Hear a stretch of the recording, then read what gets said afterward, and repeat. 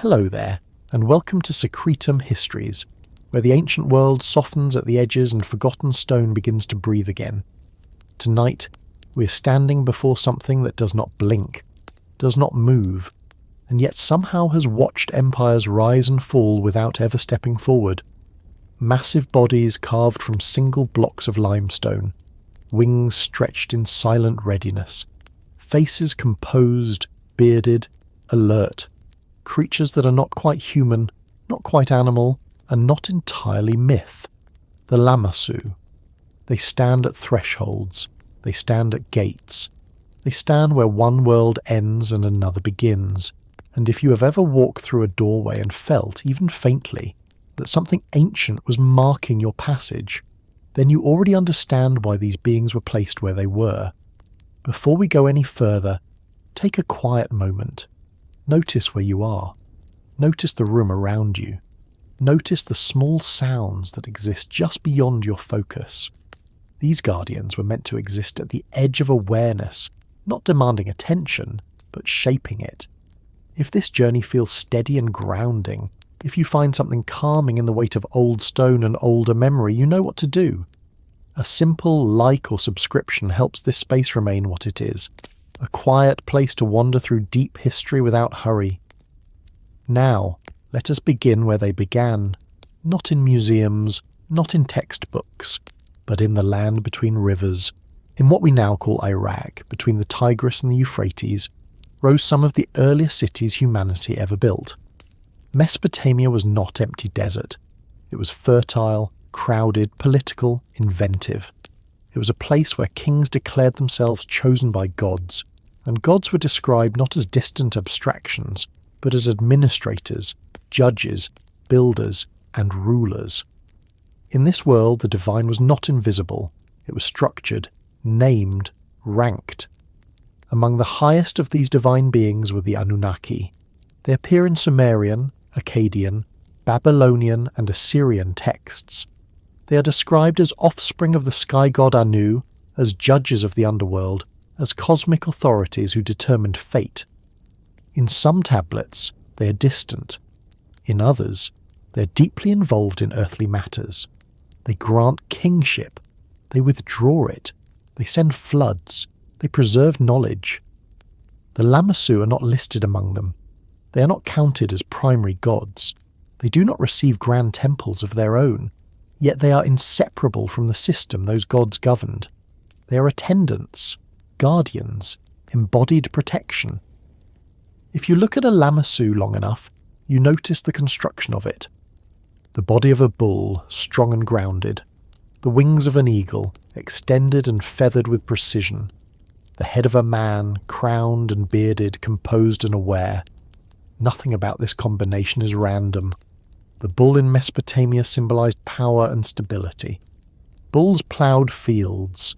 Bulls represented strength in warfare. The eagle suggested swiftness, oversight, connection to the sky. The human head implied intelligence, order, and authority. Combined, these elements produced something more than symbolic decoration. They created a complete guardian. Strength below, vision above, thought at the centre.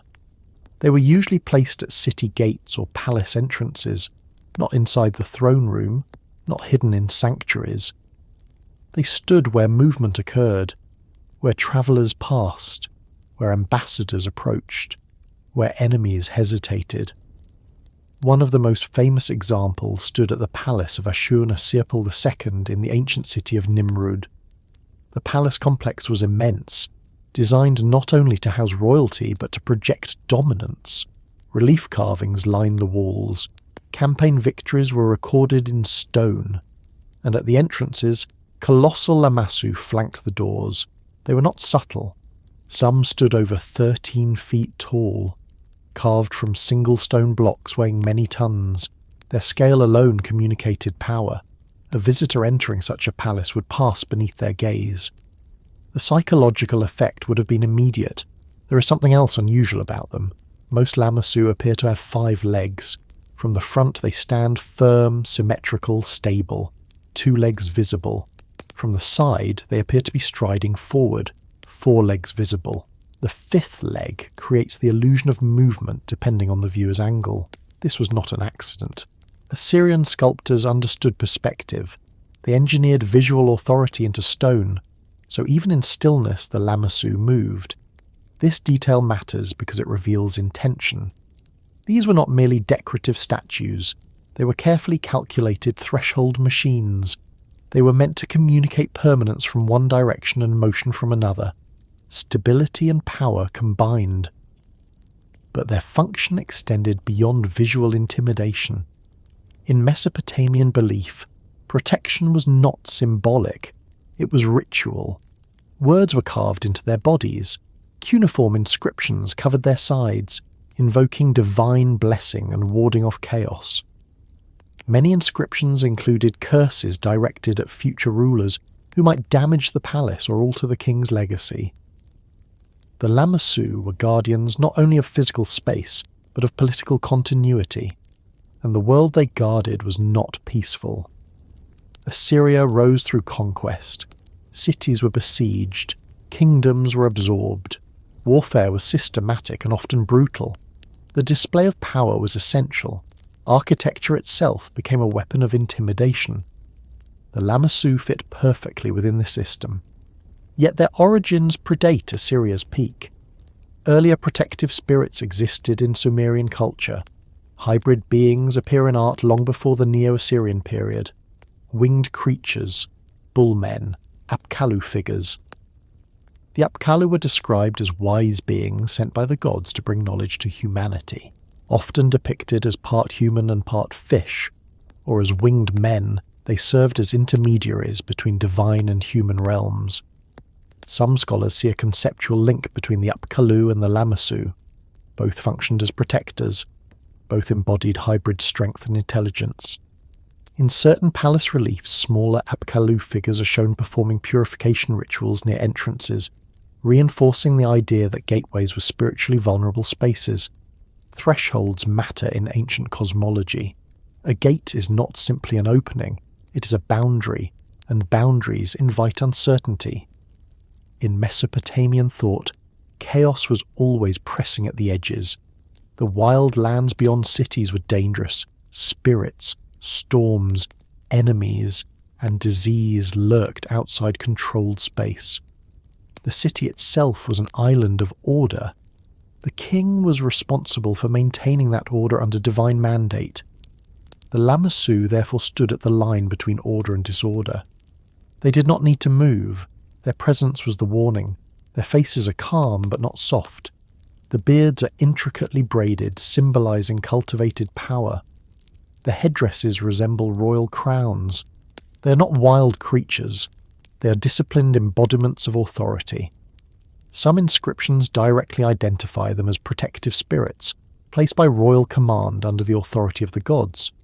They are sometimes referred to using terms related to Lamassu or Shidu, protective beings associated with households and temples.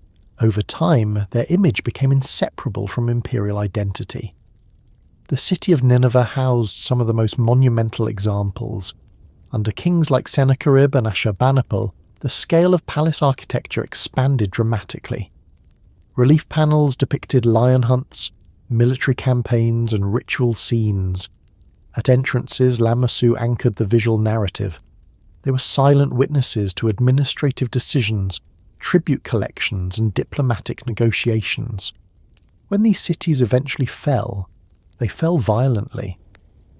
Nineveh was destroyed in 612 BCE by a coalition of Babylonians and Medes. Fires consumed palaces. Structures collapsed. The Lamassu, carved from stone, endured differently.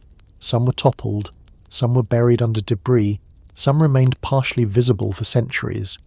Sand has a way of preserving and concealing at the same time. When European archaeologists arrived in the 19th century excavating sites like Nimrud and Nineveh, they uncovered these colossal figures with astonishment. To Victorian audiences they seemed alien and grand at once, massive winged bulls with human heads emerging from the earth. Some were transported to museums in London and Paris. Others remained in Iraq. In recent decades, several were tragically destroyed during modern conflicts, their ancient stone bodies shattered by explosives. The loss was not merely artistic, it was cultural memory fractured again. Yet the Lamassu continue to exist in fragments, in museums, in replicas, in digital archives. Their story is not isolated. Hybrid guardian figures appear across cultures. The Egyptian Sphinx combines lion body and human head. The cherubim described in biblical texts bear wings and guard sacred space. Griffins appear in Anatolian and Persian art. The pattern repeats.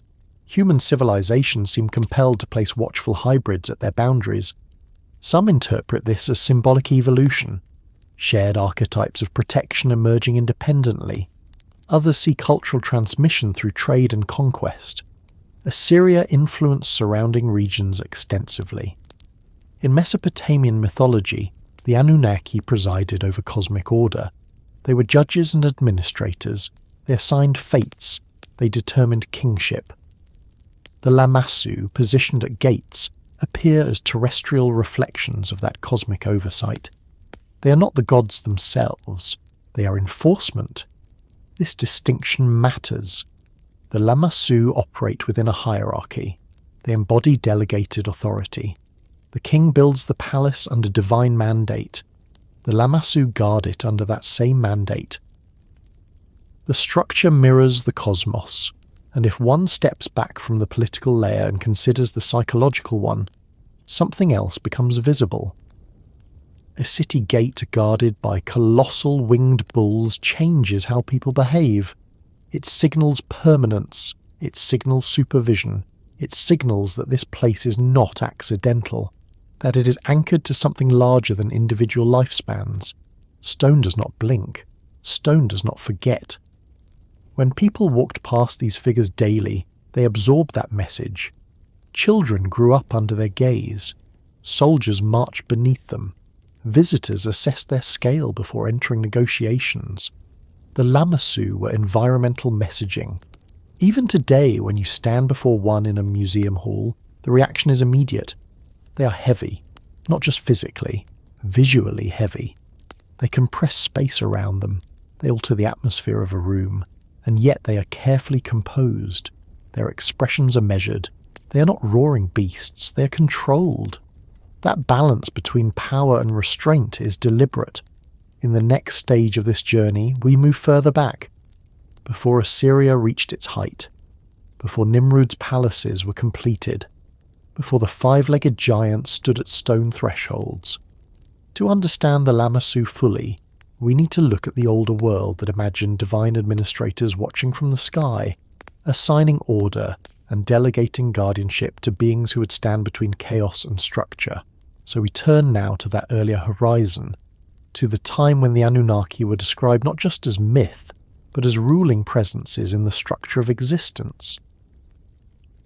Long before the great Assyrian palaces rose in stone, before colossal guardians stood at carved thresholds, before kings inscribed their victories into limestone walls, there existed a different kind of order.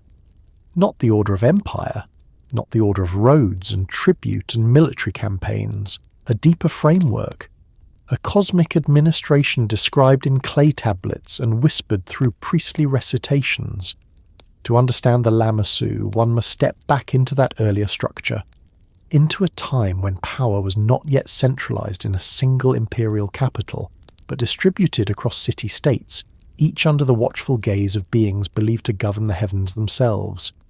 The Anunnaki. In the earlier Sumerian sources, the Anunnaki appear not as monsters, nor as distant abstractions, but as ranked authorities within a divine hierarchy. They were the offspring of Anu, the sky god, and were associated with judgment, destiny, and cosmic administration. Their names surface across texts from cities such as Ur, Uruk, and Eridu. Each city claimed patron deities, yet the Anunnaki operated above local cults. They were not merely protectors of a single temple. They were involved in determining fate itself. The Sumerians did not describe the universe as random. It was structured, layered. The sky, the earth, the underworld. Above these domains were ruling figures. Anu presided over the heavens, Enlil governed the air and authority, Enki oversaw wisdom and fresh water. The Anunnaki functioned within this system as judges and administrators. Some texts describe them gathering in assembly to decree destinies. Others refer to them as chthonic judges residing in the underworld after cosmic transitions reshape their roles. This is not the language of primitive superstition. It is bureaucratic language. Decisions are made, roles are assigned, authority flows downward, and within that flow, humanity appears. In certain Mesopotamian narratives, humans were created to relieve the gods of labour. The Atrahasis epic describes divine beings who grew weary of toil and rebelled, prompting the creation of humanity as a workforce. Whether interpreted literally or symbolically, the theme is consistent. Humanity exists within a hierarchy overseen by divine administrators, not abandoned, not autonomous. When cities emerged along the Tigris and Euphrates, they did so within this worldview. Mesopotamia was not merely fertile soil between rivers, it was sacred geography. Temples were built as elevated platforms connecting earth and sky. Ziggurats rose as artificial mountains. Kings claimed legitimacy not through popular consent but through divine selection. In Inscriptions, rulers frequently stated that they were chosen by the gods, that their authority was granted, that their victories were divinely sanctioned. This language was not metaphorical in the way modern political speech often is. It was foundational. If the Anunnaki decreed fate, then kingship itself was an administrative appointment. Long before Assyria expanded militarily, Sumerian and Akkadian rulers were already framing their power within this cosmic structure. Sargon of Akkad described divine favour in his rise to dominance. Later rulers echoed the pattern. Authority flowed from above. Within such a worldview, protection was not optional. It was necessary. If divine order structured the cosmos, then boundaries required reinforcement. This is where the concept of protective spirits begins to take clearer shape. Before the monumental Lamassu of Assyria, earlier Mesopotamian art depicted hybrid beings with specific functions. Winged figures appear in reliefs. Bullmen are shown in mythological combat scenes. Protective incantations refer to guardian spirits stationed at doorways and corners of buildings. The language of warding off chaos was embedded into architecture. In a land prone to flooding, drought, invasion and disease, unpredictability was not theoretical. The rivers that sustained agriculture could also destroy settlements. Storms could flatten crops. Armies could erase cities. The world beyond city walls was unstable. Within that instability, the Anunnaki represented structured oversight. Some texts describe them as determining the fate of cities.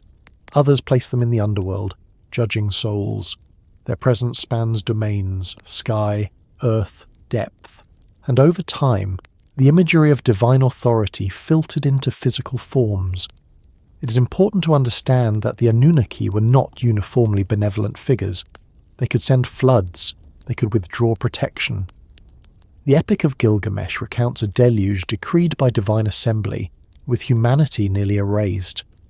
In that narrative, one god warns a human, allowing survival. The divine council itself is not monolithic in personality. What remains consistent is administration. Decisions are made, consequences follow. The Lamassu, emerging later in full monumental form, reflect this same logic. They are not independent deities acting on whim. They are stationed guardians. Their authority is delegated. They function within a chain of command. When Assyria later rose to dominance, it inherited and adapted this worldview. The Assyrian chief god Ashur absorbed characteristics of earlier deities, consolidating authority into a more centralized divine structure that mirrored imperial ambition. The language of divine mandate intensified, yet the roots were already present centuries before. In early Sumerian iconography, bull symbolism carried immense weight. The bull was not merely livestock, it symbolized strength and cosmic force. The bull of heaven appears in the Epic of Gilgamesh as an instrument of divine punishment. Bulls are associated with storm gods. Their horns curve like crescents. Their power is agricultural and martial. Wings too held significance. Birds traverse sky and earth. They occupy liminal space. In myth, winged beings often serve as messengers or watchers. The Apkallu, the sage figures mentioned earlier, are sometimes depicted with wings, reinforcing their intermediary status between divine and human realms. The human head, crowned and bearded, signals intellect and rule. In Mesopotamian art, the carefully curled beard was not decorative whimsy. It symbolized cultivated authority and social status. When these elements eventually merge into the Lamassu form, they synthesize earlier symbolic language into a single, consolidated guardian. But before that synthesis became monumental stone, the worldview that produced it was already firmly in place. Cities like Lagash and Kish operated under divine patronage. Their rulers built temples to honour gods believed to reside physically within cult statues. Daily rituals fed these divine presences. Incantations were recited to protect homes from malevolent forces. Protective figurines were buried in foundations. The idea that unseen forces required structured guardianship was universal. It is easy, from a modern vantage point, to separate myth from governance. In early Mesopotamia, no such division existed. Theology was administration. Administration was theology. The Anunnaki assembly described in myth resembles a royal court. Decisions are debated, fates are assigned, roles are distributed. This celestial court mirrors earthly courts, or perhaps earthly courts were designed to mirror the celestial one. When Assyrian kings later carved Lamassu at palace entrances, they were not inventing a new concept. They were materializing an old one at unprecedented scale. Scale itself became a message. Earlier protective figures might have been small, hidden within walls or placed discreetly at corners. Assyria magnified them into towering colossi. What was once embedded became overt. What was once subtle became undeniable. This transition reflects a broader shift from decentralized city-state culture to centralized empire. Yet the cosmology remains. The Anunnaki in earlier Sumerian texts are sometimes described as 50 in number. Later interpretations vary. Their roles shift across centuries, but they consistently represent oversight and structure beyond human reach. In some traditions, they are associated with the underworld, serving as judges of the dead, alongside figures like Ereshkigal. In others, they operate in heavenly assemblies. The fluidity of their domain underscores their administrative function. They are wherever fate is decided. It is within this matrix of cosmic administration that the Lamassu eventually take form. They do not originate in a vacuum. They emerge from centuries of theological architecture. And this architecture is practical. If a city believes its survival depends on divine favour, it will build accordingly. Temples become central. Rituals become daily obligations. Protective figures are placed strategically. The boundary between sacred and civic space dissolves. Even the writing system, cuneiform, reflects administrative necessity. Records of grain storage, labour assignments, and offerings were inscribed into clay long before epic poetry was composed. The first texts are lists, inventories, accounts. Order was recorded. In such a culture, the idea that divine beings oversaw destiny was not abstract comfort. It was explanatory logic. Floods required explanation. Drought required explanation. Victory required explanation. The Anunnaki provided that framework. As Akkadian and later Babylonian cultures inherited Sumerian traditions, the divine hierarchy adapted but did not vanish. Names shifted, roles adjusted, yet the concept of a divine council persisted. The Lamassu, though visually crystallized in Assyrian art, are rooted in this shared Mesopotamian inheritance. They stand at gates because gates are where order meets unpredictability.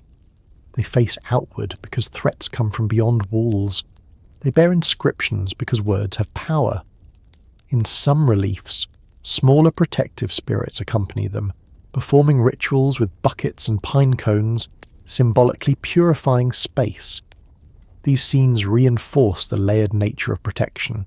It is not singular, it is systemic. Before empire, before Assyria's expansion, before Nineveh's grandeur, the sky was already populated in Mesopotamian imagination with governing forces. The Anunnaki ruled that sky, not as distant stars but as active authorities, and beneath them, human rulers constructed cities in alignment with that order. The Lamassu are later expressions of a worldview that began when clay tablets first recorded the decrees of gods and kings. So when Assyrian sculptors carved massive winged bulls with human heads and stationed them at palace entrances, they were not inventing guardians. They were consolidating centuries of cosmology into stone. From this foundation, we can now move closer to the figure itself, to examine its form not only as symbol, but as deliberate construction. Bull, eagle, man, combined with precision. Because to understand why they were built the way they were, we must look directly at what they are. When standing before a Lamassu, the first impression is weight. Not metaphorical weight, but physical presence. The mass of stone, the breadth of shoulders, the thickness of legs carved to support tons of limestone or alabaster. These figures were not decorative ornaments attached lightly to walls. They were structural presences, engineered to anchor gateways and frame entire entrances. The term Lamassu refers to a protective being from ancient Mesopotamian belief, most prominently represented in Neo-Assyrian art. In some texts, the feminine form Lamassu and the masculine form Shedu appear with slightly different nuances, but in monumental palace sculpture, the combined identity becomes consistent, a hybrid guardian stationed at thresholds. The form is deliberate, the body of a bull, the wings of an eagle, the head of a man, often wearing a horned crown associated with divinity. Each component carries specific cultural meaning rooted in centuries of symbolic development. The bull was not chosen casually. In Mesopotamia, bulls represented physical strength, agricultural stability, and royal authority. They were associated with storm gods, with virility, and with unstoppable force. A charging bull was one of the most dangerous realities in an agrarian society. Its power was immediate and unquestionable. By placing a bull's body beneath the guardian, the sculptors anchored the figure in grounded strength. The legs are thick, muscular, carved with attention to anatomical detail. Hooves rest firmly on carved plinths, suggesting immovability. Strength alone, however, does not create a guardian suited to divine administration.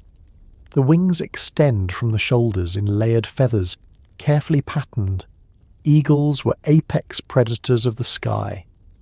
They symbolized dominance over the air, oversight and connection to celestial realms. In Mesopotamian thought, the sky was not empty space, it was domain. A winged creature implied reach beyond the immediate ground. It suggested surveillance. Nothing above would go unseen. The human head completes the structure. It is calm, symmetrical, composed. The beard is meticulously curled in tiered rows, each strand carved with precision. The hair falls in patterned locks. The eyes are wide but controlled. This is not a feral creature. The human face conveys intelligence and deliberation. It aligns the guardian with kingship. The horned crown frequently worn by these figures is especially significant. In Mesopotamian iconography, horns signified divinity. The more tiers of horns, the higher the rank. By granting the Lamassu such crowns, artists elevated them above mere animal symbolism. They were divine or semi-divine beings. The synthesis is purposeful. Earthly power below, celestial reach above, rational authority at the centre. This combination reflects a worldview that did not compartmentalize strength, intelligence, and divinity as separate traits. A complete guardian required all three. There is another feature that deserves careful examination. Most monumental Lamassu possess 5 legs. Viewed head-on, the creature stands with two front legs firmly planted, symmetrical and balanced. The figure appears static and imposing. Viewed from the side, however, four legs are visible in a striding motion. The fifth leg allows the illusion of movement without sacrificing frontal stability. This is not decorative flourish. It is visual engineering. Assyrian sculptors understood that these figures would be encountered from multiple angles as visitors approached gates. From a distance, the frontal view communicated permanence. As one walked past, the side view suggested forward motion, as if the guardian accompanied the observer into the space. Movement and stillness coexist within the same body. The scale reinforces the message.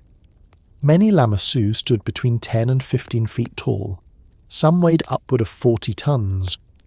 Carved from single blocks quarried from distant hills, they required coordinated labour to transport. Ramps were constructed. Teams of workers pulled sledges. Inscriptions sometimes record the pride kings took in completing these monumental installations. The physical effort involved in creating and positioning a Lamassu amplified its symbolic weight. It demonstrated logistical power. It demonstrated command over resources and labour. These figures were usually placed in pairs, flanking entrances symmetrically. This pairing framed the doorway like a monumental bracket. Anyone entering a palace passed between them. Diplomats, soldiers, servants, scribes, captives, all crossed beneath their gaze. The placement was not limited to external gates. Inner courtyards and throne room approaches also featured Lamassu. They marked transitions from public to semi-private to royal space. The deeper one moved into a palace complex, the more controlled the architecture became. Inscriptions carved onto their bodies added another layer of meaning. These were not blank statues. Lines of cuneiform text ran across their sides and between their legs. The inscriptions often named the king who commissioned them, listed titles, recounted military victories, and invoked divine protection. Some included warnings against future rulers who might damage the palace. Curses were inscribed, calling down divine punishment upon anyone who altered the structure without authorization. In this way, the Lamassu functioned as legal enforcers in stone. Their presence was therefore administrative as well as spiritual. The human features of the Lamassu often resemble idealized royal portraits. The beard style, facial proportions, and headdress mirror those seen in relief depictions of kings. This similarity blurs the line between divine guardian and human ruler. The king stands under divine mandate. The Lamassu embody divine authority. Both share visual language. The anatomy itself is stylized rather than naturalistic. Muscles are defined but patterned. Feathers are arranged in repeating rows. Beards are carved in geometric curls. This repetition reinforces order. Nothing appears chaotic. Every detail follows a system. The choice of materials also mattered. Alabaster, a form of gypsum stone common in Assyrian regions, allowed fine carving and smooth surfaces. Limestone was used in some cases. The stone's pale colour contrasted with the bright pigments that once covered these sculptures. Though now mostly colourless, originally they were painted. Reds, blues, blacks and whites emphasised features and patterns. Colour would have intensified their presence. Brightly painted wings and detailed facial features would have stood out against palace walls. The eyes in particular were carved wide and alert. Some were inlaid with stone or shell. The gaze is forward, direct, unwavering. It is neither hostile nor welcoming. It is supervisory. This supervisory quality aligns with the broader Mesopotamian concept of divine oversight. Lamassu were not chaotic monsters subdued by heroes. They were not enemies. They were station protectors integrated into palace architecture. They served order. Their hybridity reflects a belief that combining attributes could create a more complete being. In Mesopotamian art, hybrid creatures appear in mythological scenes, but not all hybrids are protective. Some represent chaos. The Lamassu differ in demeanour and posture. They are controlled, upright, disciplined. Their hooves are planted on rectangular bases, The base itself becomes part of the architecture. They are not freestanding sculptures placed randomly. They are integrated structural elements. The process of carving such figures began with careful planning. Stone blocks were quarried and roughly shaped before transport. Once installed at palace entrances, sculptors refined details in situ. Relief carving continued around them, linking the Lamassu to narrative panels depicting royal hunts and campaigns. Thus, the Guardian becomes part of a visual program. The king hunts lions, the king defeats enemies, the Lamassu guard the king's domain. Divine sanction underlies each scene. The location of these monuments in cities like Khorsabad, built under Sargon II, further illustrates their political purpose. Khorsabad, also known as Dur-Sharrukin, was constructed as a new capital. Its gates featured colossal Lamassu. The message was immediate. This city is protected, authorized, and anchored to divine order. Lamassu were not portable idols carried in processions. They were architectural constants. Their immobility reinforced permanence. In smaller domestic contexts, miniature protective figurines inspired by similar guardian concepts were buried in foundations. These were often made of clay and inscribed with incantations. The monumental Lamassu represent the imperial magnification of that same protective impulse. The human head deserves further attention. The expression lacks overt emotion. There is no snarl, no smile. It conveys stability. The beard and hair are carefully groomed. Grooming signified civilization and order in Mesopotamian culture. Wild hair implied chaos. The Lamassi's hair is arranged in controlled patterns, emphasizing discipline. The ear placement and headdress details are precise. Earrings sometimes appear, reinforcing status. The wings, though large, are folded along the body rather than extended in flight. This suggests readiness rather than motion. The feathers are arranged in layered tiers, each feather carved individually. Such detail required immense labour and skill. The tail of the bull curves around the hindquarters in a controlled arc, sometimes ending in a tuft. Even the tail follows patterned geometry. Every aspect of the Lamassu communicates integration into a system. It is important not to interpret them through modern fantasy lenses. They were not imagined as roaming beasts or animated statues. They were stationary embodiments of divine protection. Their power was conceptual and ritual, reinforced by inscription and placement. The term Lamassu appears in Akkadian texts referring to protective spirits that could be associated with individuals as well as buildings. In monumental art, the form solidified into the now familiar hybrid. Over time, their imagery influenced neighbouring cultures. Persian architecture adopted winged guardian motifs. Elements of the Lamassu appear in Achaemenid capitals, though stylized differently. The concept of hybrid threshold guardians travelled through trade and conquest. Yet the Assyrian Lamassu remain the most iconic and fully realised examples. When modern viewers encounter one in institutions such as the British Museum or the Louvre Museum, the scale still commands attention. Removed from their original architectural context, they stand in gallery spaces under artificial lighting. The paint is gone. The palace walls are absent, yet their presence persists. Standing beside one, a person feels small. That scale was intentional. The Lamassu are not abstract symbols carved lightly into relief. They are engineered embodiments of strength, oversight, and authority. They combine the grounded power of the bull, the sky-reaching surveillance of the eagle, and the administrative intelligence of the human ruler. Their meaning is cumulative. Bull, eagle, man. Earth, sky, governance, stability, vigilance, intellect. And as we continue forward, the next layer to examine is not simply what they are made of, but why they were positioned precisely where they were, at gates, at thresholds, at the crossing points between inside and outside, because the placement of a guardian reveals as much as its form. A doorway is a simple thing, an opening in a wall, a passage from one space into another, yet in the ancient world it was never merely architectural convenience.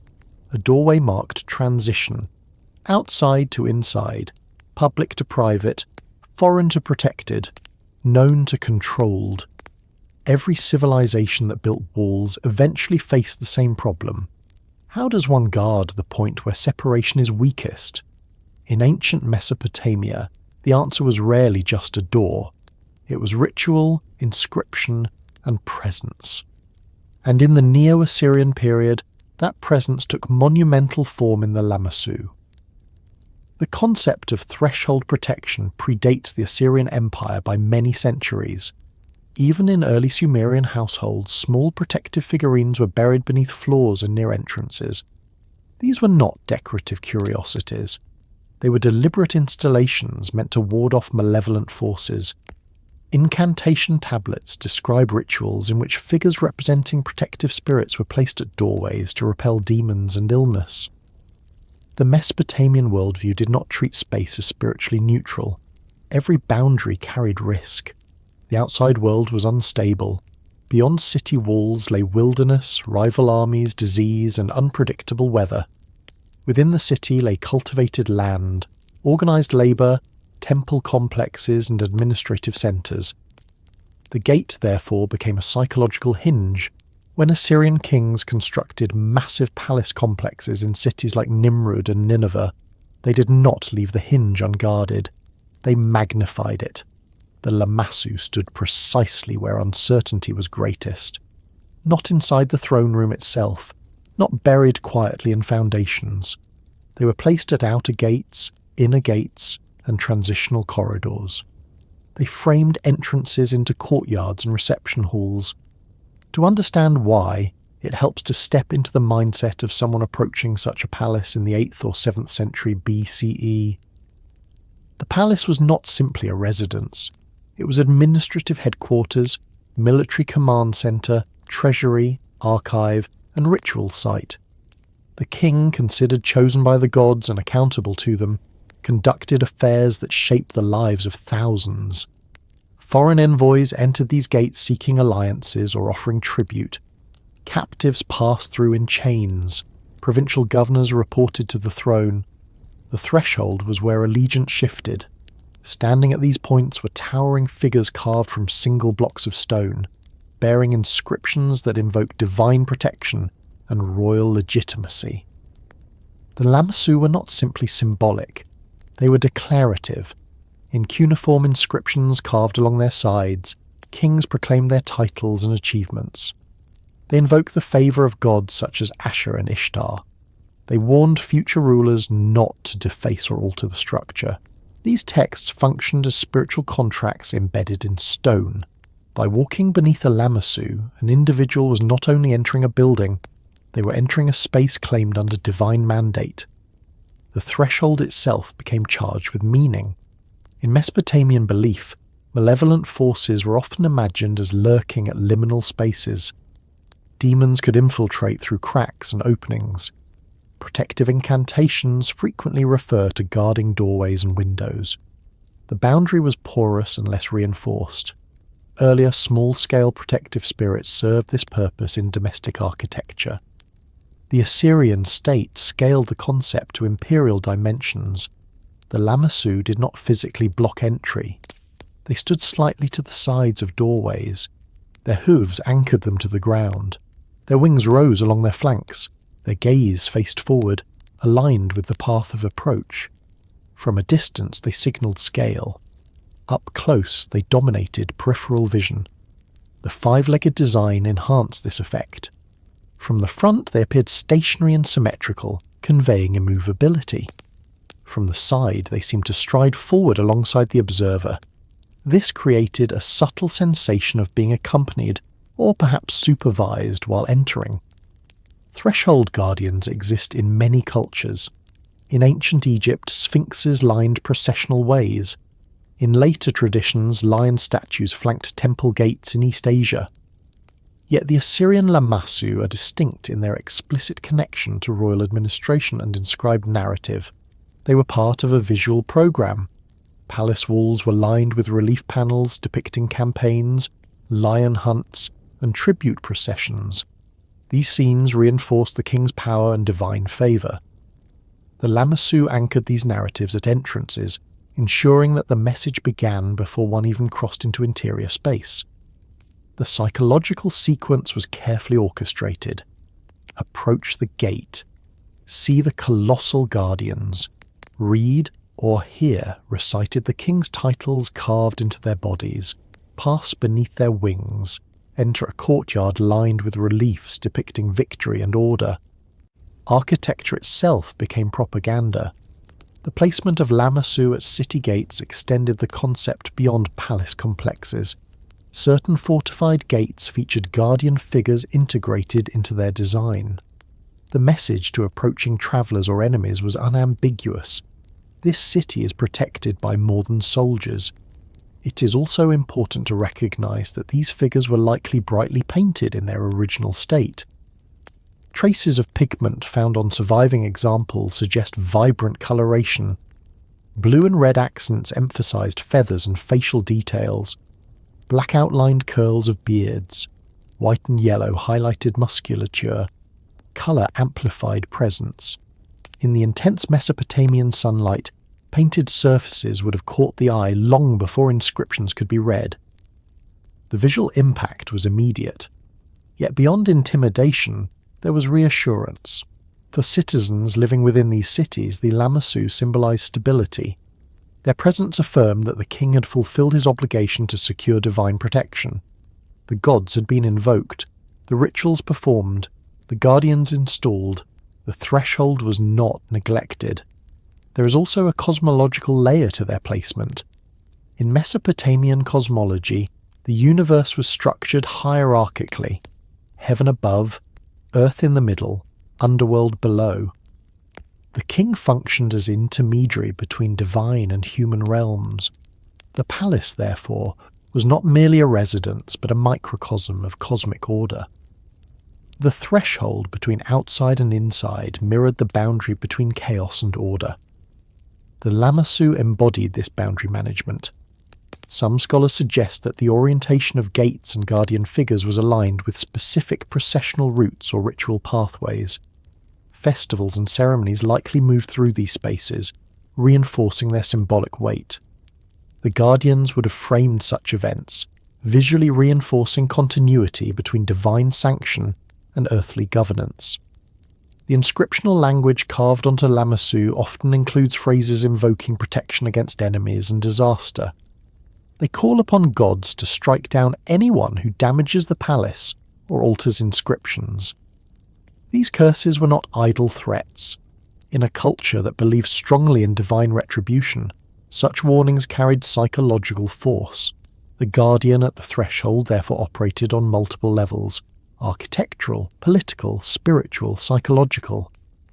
It is easy to view them now as art objects. In their original context, they were part of a living system. Their sheer mass also communicated logistical capability. Quarrying, transporting, carving and erecting a multi-ton sculpture required coordinated labour and engineering knowledge. This demonstrated state power. If a king could command such feats for a gate decoration, what else could he command? The threshold became a stage for power display. One can imagine the effect on foreign envoys arriving from smaller states. The city walls rise, the gates loom, and flanking the entrance are colossal beings combining bull strength, eagle wings, and human authority. Inscribed along their bodies are records of victories over rival lands. The message required no translation. Even within palace interiors, thresholds multiplied. Outer courtyards led to inner courtyards. Public reception halls led to private chambers. Each transition narrowed access. Lamassu, stationed at critical junctures, reinforced that hierarchy. The deeper one moved into the complex, the more selective the access became. Thus, the guardian was not merely at the city's edge, but at successive layers of authority. When Assyrian capitals fell, many of these thresholds collapsed. Fires consumed wooden doors. Walls cracked. The Lamassu, being stone, endured differently. Some were toppled intentionally. Others were buried under debris. In later centuries, as sand covered ruins, the guardians remained hidden but intact. Their functions ceased temporarily, yet their form persisted. In the 19th century, when archaeologists excavated sites such as Nimrud and Khorsabad, the re-emergence of Lamassu astonished observers. Massive winged bulls with human heads rising from the soil seemed almost unreal. Their original thresholds had vanished, yet their imposing presence remained. Removed from gates and placed in museum halls, they lost architectural context but retained scale. Even without palace walls framing them, they still suggest a boundary. Museum visitors instinctively circle them. The space around them shifts. The instinct to place guardians at thresholds continues across cultures and eras. Modern buildings use security cameras and guards. Ancient Mesopotamia used hybrid colossi carved with divine invocations. The principle remains constant: control the boundary. In Assyria, that control was expressed not only through soldiers, but through sacred imagery integrated into architecture. The Lamassu were not passive decorations. They were statements in stone. They marked the line between outside and inside, between vulnerability and authority. And having understood why they stood at thresholds, the next layer to examine is how such immense figures were created in the first place, how mountains were cut, shaped, and transported to become guardians of gates. There is a detail that often goes unnoticed at first glance. The scale commands attention, the wings impress, the beard, the crown, the musculature all contribute to the overall presence. Yet when one slows down and studies the lower half of a Lamassu carefully, something unusual emerges. The creature appears to have 5 legs, not a damaged sculpture, not a restoration error, not a later addition. 5 deliberately carved legs, arranged in a pattern that only reveals its logic when the figure is viewed from more than one angle. From the front, the Lamassu stands firm. 2 forelegs are visible, planted symmetrically beneath the chest. The body appears stable and immovable. The hooves are evenly spaced. The posture is square. It conveys solidity, permanence, and weight. There is no suggestion of motion in this frontal view. The guardian appears anchored, almost architectural in its stillness. Move to the side, however, and the perception changes. Suddenly 4 legs are visible in stride. 1 foreleg extends forward. 1 hind leg follows. The body seems to advance. The muscles appear engaged. The stance is no longer static. It is in motion. The 5th leg exists to allow both of these views to coexist. This was not a mistake. It was not careless carving. It was visual intelligence. Neo-Assyrian sculptors understood perspective in a practical sense. They knew how viewers would approach a gateway. From a distance, a visitor would see the frontal facade of a palace. The Lamassu would face outward, aligned with the path of entry. As the visitor drew closer and began to pass between the paired guardians, their angle of view would shift. The side of the sculpture would come into focus. If the Lamassu had been carved with only 4 legs in natural anatomical arrangement, one of the 2 primary views would have appeared awkward. Either the frontal view would look asymmetrical, or the side view would lack the illusion of stride. The 5-leg solution solved both problems simultaneously. It is a reminder that these figures were not conceived as freestanding statues, meant to be circled in isolation. They were architectural instruments. Their design was calibrated to the path of movement through space.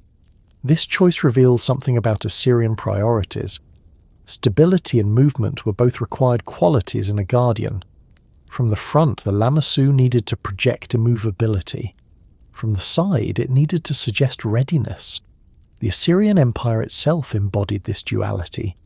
It claimed eternal mandate under divine authority, yet it expanded aggressively through military campaigns. It was fixed in ideology, mobile in practice. The Lamassu reflect that balance. The effect is subtle, but powerful. As one passes the sculpture, the transition from stillness to stride occurs almost unconsciously. The guardian appears to accompany the movement of the observer. It does not remain entirely behind. It advances in parallel, There is no mechanical motion, yet the illusion persists. The same visual principle appears in certain relief carvings from the palace of Ashurnasirpal II at Nimrud. Figures are often shown in profile for clarity of action, yet frontal symmetry is reserved for formal authority. The Lamassu merged these conventions into a single body. The sculptors were not bound by strict naturalism. Their goal was communication, not anatomical purity. The legs themselves are carved with patterned musculature. Tendons are stylized. The knees are defined but simplified. Hooves are squared and grounded. The duplication of a limb does not disrupt the overall harmony because the carving follows geometric rhythm. Repetition of a line and curve integrates the additional leg seamlessly. The illusion functions because the viewer does not perceive the entire sculpture from a single frozen vantage point. Movement through space activates the design. It is worth pausing on that idea. The Lamassu are designed to respond to human motion. This suggests a deep understanding of spatial experience. Assyrian architects and artists were choreographing perception. They were aware that architecture is not static for those who inhabit it.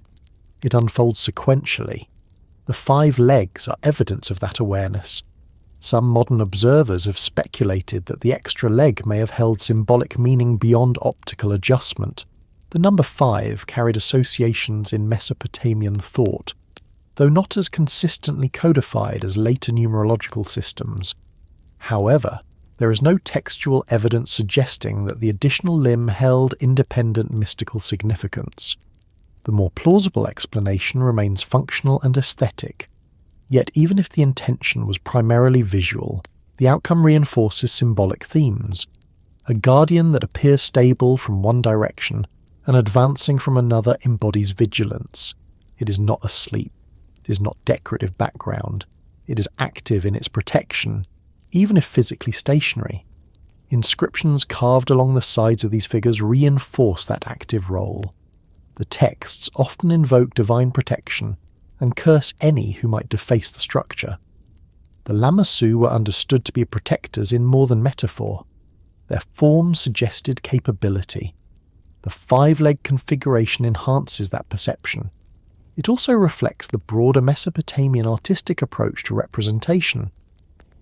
Figures in relief panels often combine viewpoints for clarity. Heads may appear in profile while eyes are rendered frontally. Bodies twist slightly to show full form. Strict perspective, as later developed in Renaissance Europe, was not the goal. Clarity of information was.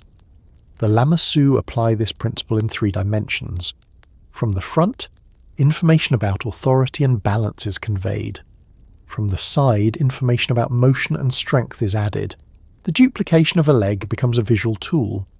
It is not accidental that this feature appears consistently across multiple Assyrian sites, including Khorsabad, built under Sargon II, and later installations in Nineveh under Sennacherib. The consistency indicates intentional design tradition, passed from workshop to workshop. The execution required careful planning. The stone block had to accommodate the additional limb without compromising structural integrity. Carving such a large sculpture from a single block left little room for error. Removing too much material risked weakening the figure. Leaving too much would distort proportions. The sculptors began by roughing out the mass, establishing overall shape. Fine details were added once the block was installed near its final position. This allowed adjustments in relation to surrounding walls and door frames. The 5-leg design required precise measurement. The forward-striding leg had to align visually with the rear leg in profile, while not disrupting the frontal symmetry. It is a technical achievement hidden within an artistic flourish. The design also underscores the idea that these guardians were meant to be experienced in motion. The Assyrian palace was not a static museum. It was a functioning administrative centre. Messengers hurried through corridors. Officials moved between chambers. Soldiers stood at attention. The Lamassu were encountered repeatedly by those who lived and worked within the complex. Each passage would activate the illusion again. From a psychological perspective, this subtle movement may have reinforced awareness of oversight. A figure that appears to stride as one passes does not feel inert. It feels engaged. This engagement aligns with the broader role of Lamassu as delegated protectors under divine authority. They were not passive emblems, they were stationed guardians. The duplication of a leg also challenges modern assumptions about artistic perfection. Contemporary viewers often seek anatomical correctness as a measure of skill. Assyrian sculptors prioritized communicative effectiveness. The result is neither error nor compromise. It is calculated adaptation. Even today, when Lamassu are displayed in institutions such as the British Museum, visitors often walk around them, observing from different angles. The five-leg illusion still functions. It was designed for that experience. The fact that the illusion survives removal from its original architectural setting speaks to its robustness. In original context, framed by walls and gateways, the effect would have been even more pronounced. The confined space would guide the viewer along a predictable path. The transition from frontal to profile view would occur at a precise moment. The five legs therefore form part of a larger system of controlled perception. This system extended beyond single sculptures. Palace complexes were designed with successive courtyards and corridors. Each turn revealed new relief scenes. Each threshold marked a shift in access level. The Lamassu anchored these transitions. The illusion of motion within immobility mirrors the nature of empire itself. Assyria projected stability at its core while continuously expanding outward. The king sat enthroned, yet armies marched. The Lamassu stand planted, yet stride. It is a subtle metaphor embedded in stone. When examining surviving examples, one also notices that the extra leg is not placed arbitrarily. It aligns precisely with the visual logic of the side view. The anatomy is adjusted so that the overlap appears natural from that perspective. The sculptor anticipated the viewer's eye. Such anticipation reflects an understanding of human perception that goes beyond technical skill. It demonstrates awareness of experience. The Lamassu were meant to be felt as much as seen. The five legs are therefore not simply a curiosity. They are evidence of an architectural philosophy that treated movement through space as integral to meaning. As we continue, the next question shifts from visual illusion to physical reality. These colossal figures were not carved from small stones within city walls. They were quarried from distant hills and transported across uneven terrain. The engineering required to bring mountains into palace gateways reveals another layer of Assyrian ambition and capability. Stone does not walk on its own. It must be moved. Before the Lamassu stood as colossal guardians at palace gates, before their five legs suggested motion and stillness at once, there was a gradual transformation taking place in northern Mesopotamia. A regional power was becoming something larger. A kingdom was becoming an empire. And as that transformation unfolded, protective spirits that once functioned quietly within religious and domestic spaces began to assume a new role. They became statements of imperial identity. The land that would become Assyria lay along the upper Tigris River, centered around the ancient city of Asher. Named after its chief deity, Asher was both a city and a god. Early Assyrian rulers were not yet emperors. They were local kings navigating trade networks, negotiating alliances, and defending their territories from neighbouring powers. In these early periods, Assyria was one polity among many. The broader region of Mesopotamia had long been shaped by Sumerian, Akkadian, Babylonian, and Hurrian influences. Cultural exchange flowed along rivers and caravan routes. Religious ideas, artistic motifs, and administrative practices were inherited, adapted, and reinterpreted. The protective hybrid figures that would later become monumental Lamassu already existed in various forms. Small-scale guardian spirits were embedded in foundation rituals. Winged beings appeared in relief art. The idea of threshold protection was well established. What changed was scale and context. By the early 1st millennium BCE, Assyria began expanding aggressively. Under rulers such as Ashurnasirpal II, Assyria transformed from a regional kingdom into a militarized empire. Campaigns extended into the Levant, Anatolia, and beyond. Tribute flowed into the Assyrian heartland. Wealth accumulated. Labour was mobilized. With expansion came the need to project power visibly. Ashurnasirpal II relocated the capital to Nimrud, where he constructed a vast palace complex. The architecture was not modest. It was expansive, carefully planned and richly decorated. Relief panels lined corridors, depicting military victories and ritual scenes. Inscriptions proclaim the king's titles and achievements in exhaustive detail. At the gates of this palace stood colossal Lamassu. Here, for the first time at such monumental scale, guardian spirits became imperial symbols. They were no longer discrete figures embedded within domestic walls. They were multi-ton sculptures announcing Assyrian authority to anyone who approached. This transformation did not alter their protective function. It amplified it. The Lamassu at Nimrud embodied more than spiritual guardianship. They embodied Assyria itself. Their human faces mirrored idolized royal features. Their horned crowns signaled divine sanction. Their inscriptions recorded conquests. By standing at palace entrances, they visually connected the king's authority with cosmic order. Empire required legitimacy. Military power alone could conquer territories, but sustaining rule required a narrative. Assyrian kings crafted that narrative carefully. They described themselves as chosen by Asher, executing divine will through conquest. Relief panels depicted orderly processions of tribute bearers from distant lands, reinforcing the image of controlled expansion.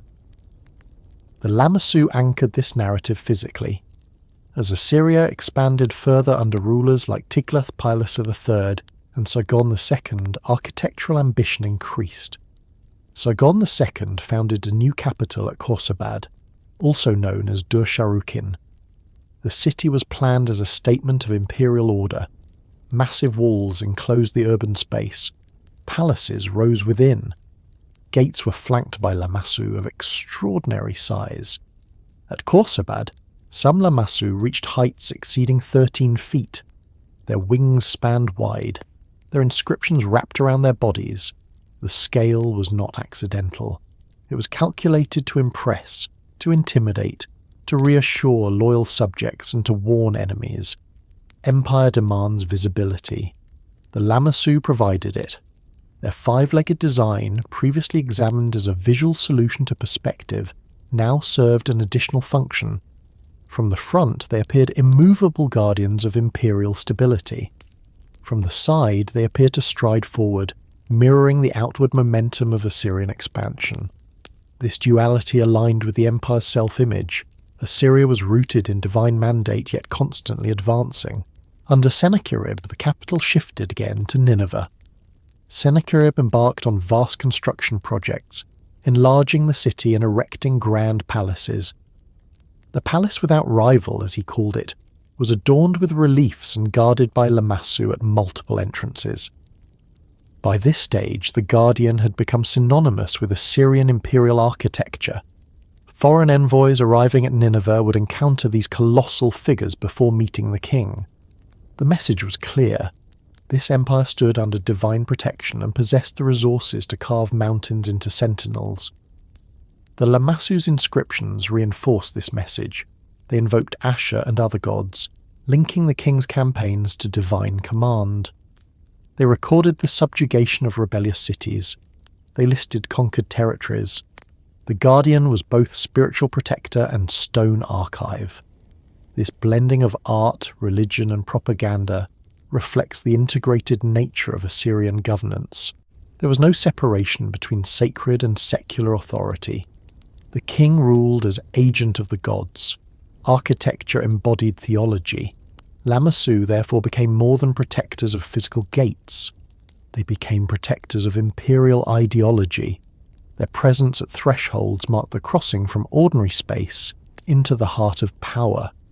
Every visitor passed beneath their gaze before entering administrative chambers. The experience would have been immersive. Relief panels narrated victory. Inscriptions proclaimed legitimacy. Guardians flanked doors.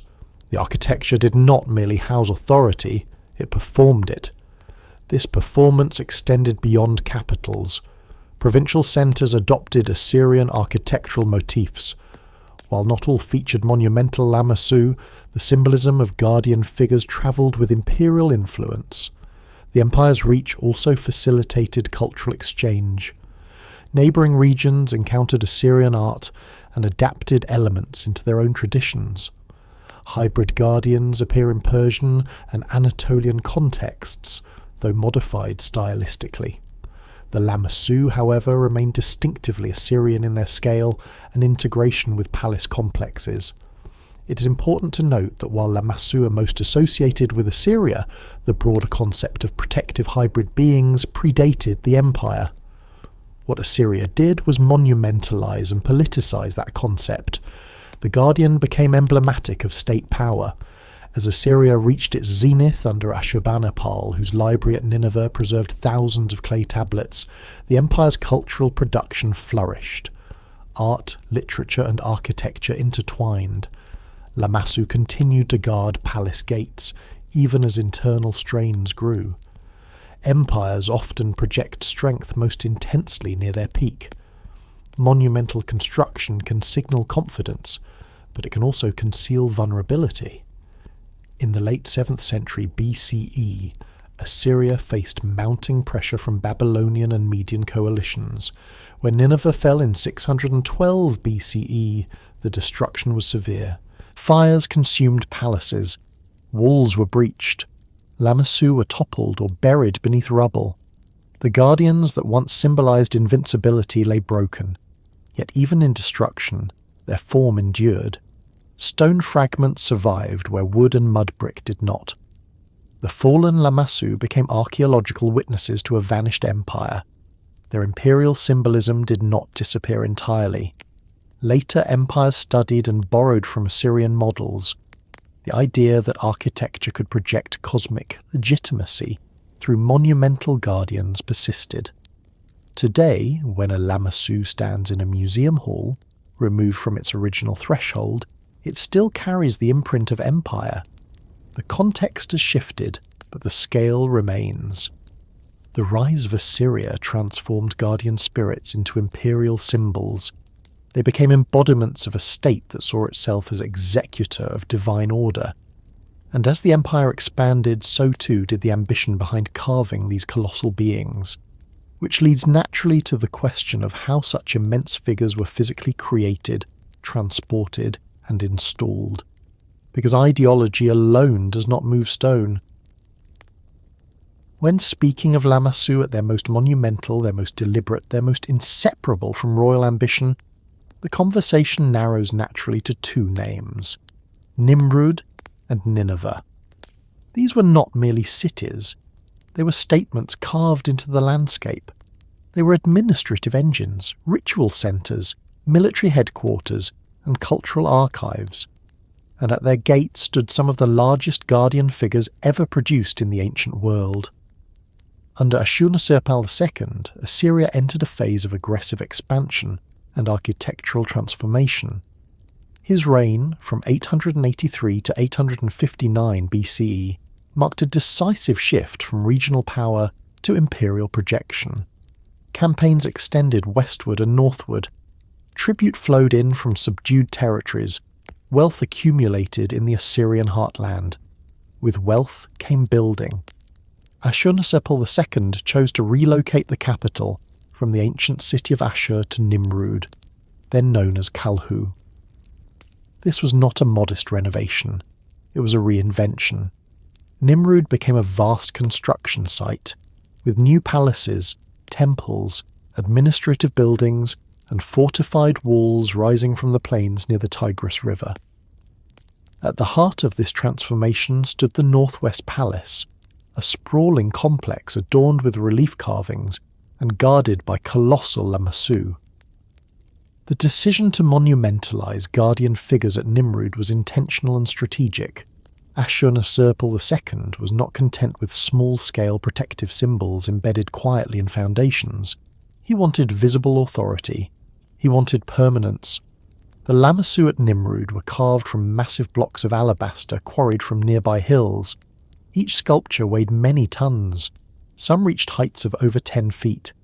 They flanked gateways leading into courtyards and throne rooms, their inscriptions wrapped across their sides, recording the king's titles, victories, and divine favour.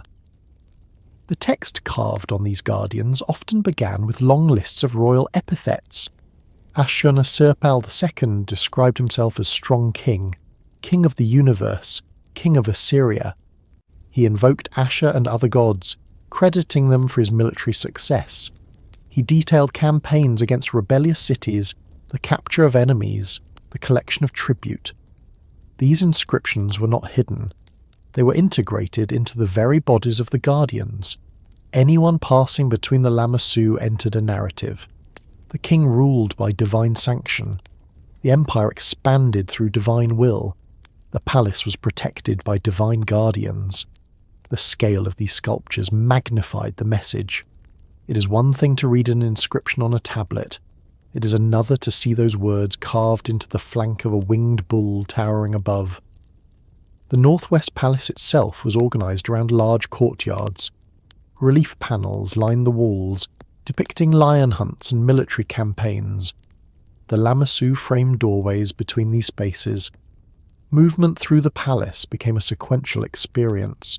Each threshold reinforced authority. The placement of Lamassu at Nimrud established a pattern that would be expanded in later capitals. When Sennacherib moved the capital to Nineveh in the late 8th century BCE, he did so with even greater ambition. Nineveh became one of the largest cities in the ancient Near East. Massive walls enclosed the urban area. Multiple gates punctuated the fortifications. Palaces rose within. Sennacherib referred to his primary residence as the palace without rival. It was an architectural declaration. At Nineveh, Lamassu multiplied in number and size. They guarded not only palace entrances but city gates as well. The urban landscape itself became a theatre of imperial power. The gateways of Nineveh were monumental in scale. Passing through them meant walking beneath massive guardian figures carved in hybrid form. The effect would have been overwhelming for foreign envoys or subdued populations brought before the king. The Lamassu at Nineveh often exhibited the same five-legged design as those at Nimrud, preserving the illusion of simultaneous stillness and motion. Their wings spread upward along their flanks. Their human faces bore the same stylized beards and horned crowns. Yet there were subtle variations. Some Lamassu at Nineveh featured more elaborate detailing and feather patterns. The inscriptions varied to reflect the reigning king's titles and achievements. Under Ashurbanipal, Nineveh became not only a political capital but a cultural one, housing the famous library that preserved thousands of cuneiform tablets. The guardians remained constant amid these developments. They anchored entrances, framed corridors, and reinforced hierarchy. The engineering required to create and install such figures was immense. Quarrying large stone blocks required coordinated labour. The stone had to be cut from bedrock, shaped roughly at the quarry site, and transported overland using sledges and rollers.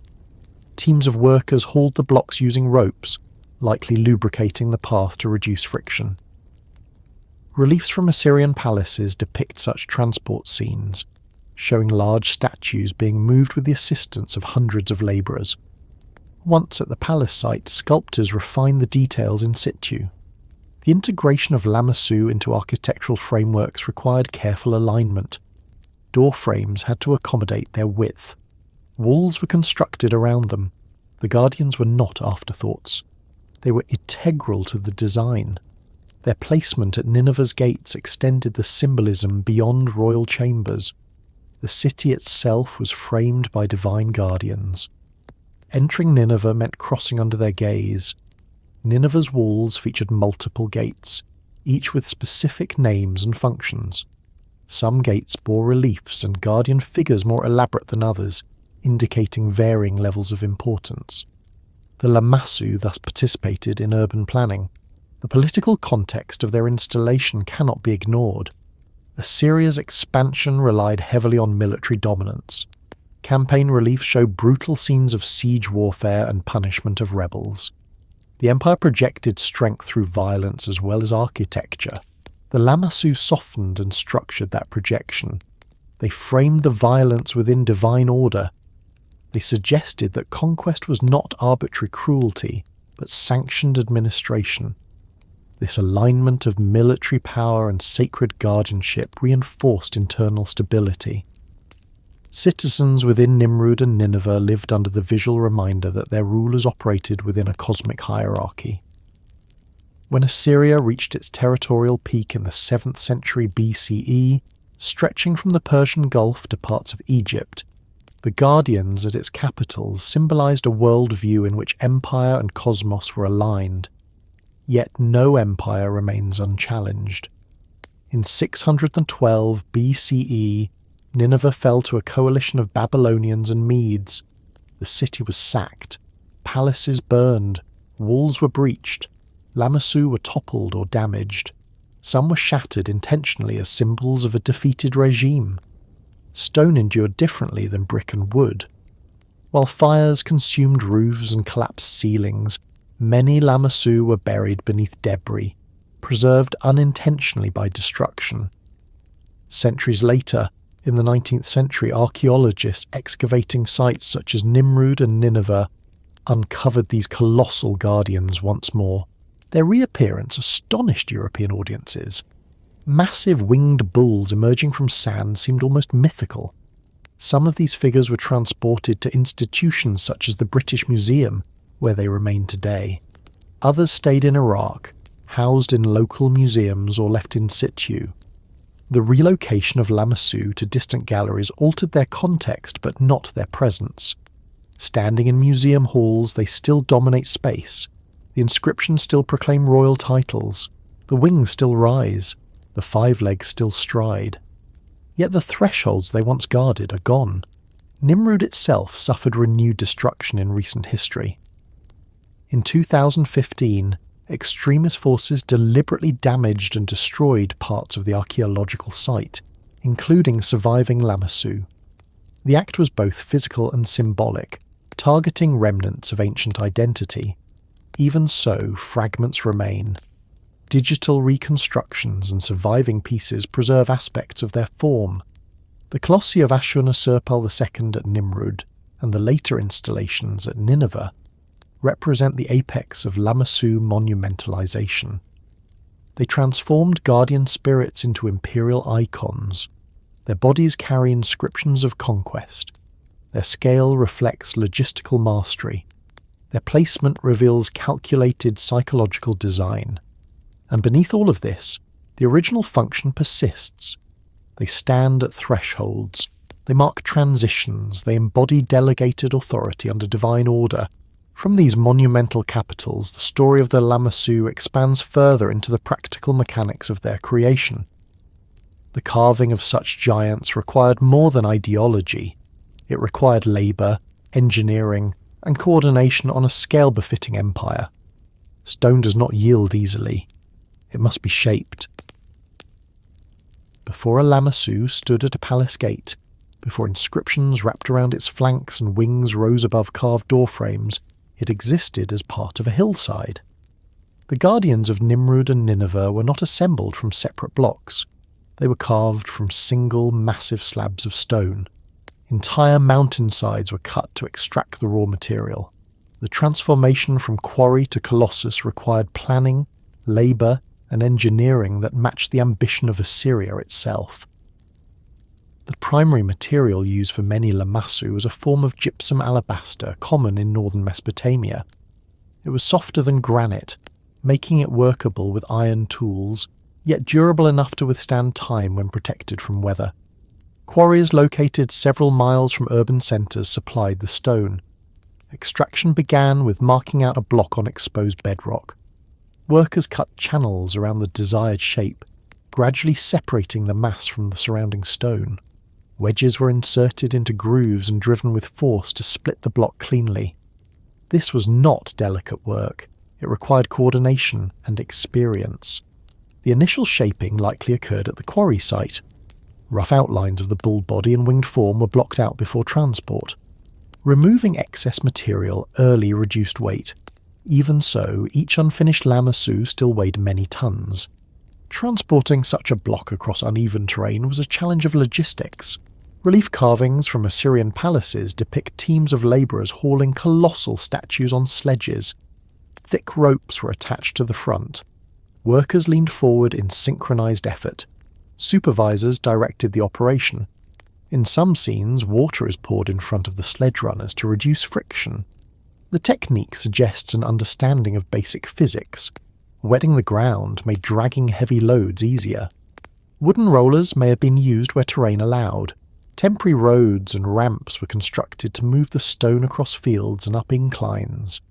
In certain depictions, large statues are shown crossing rivers on barges, indicating that waterways were incorporated into transport routes when possible.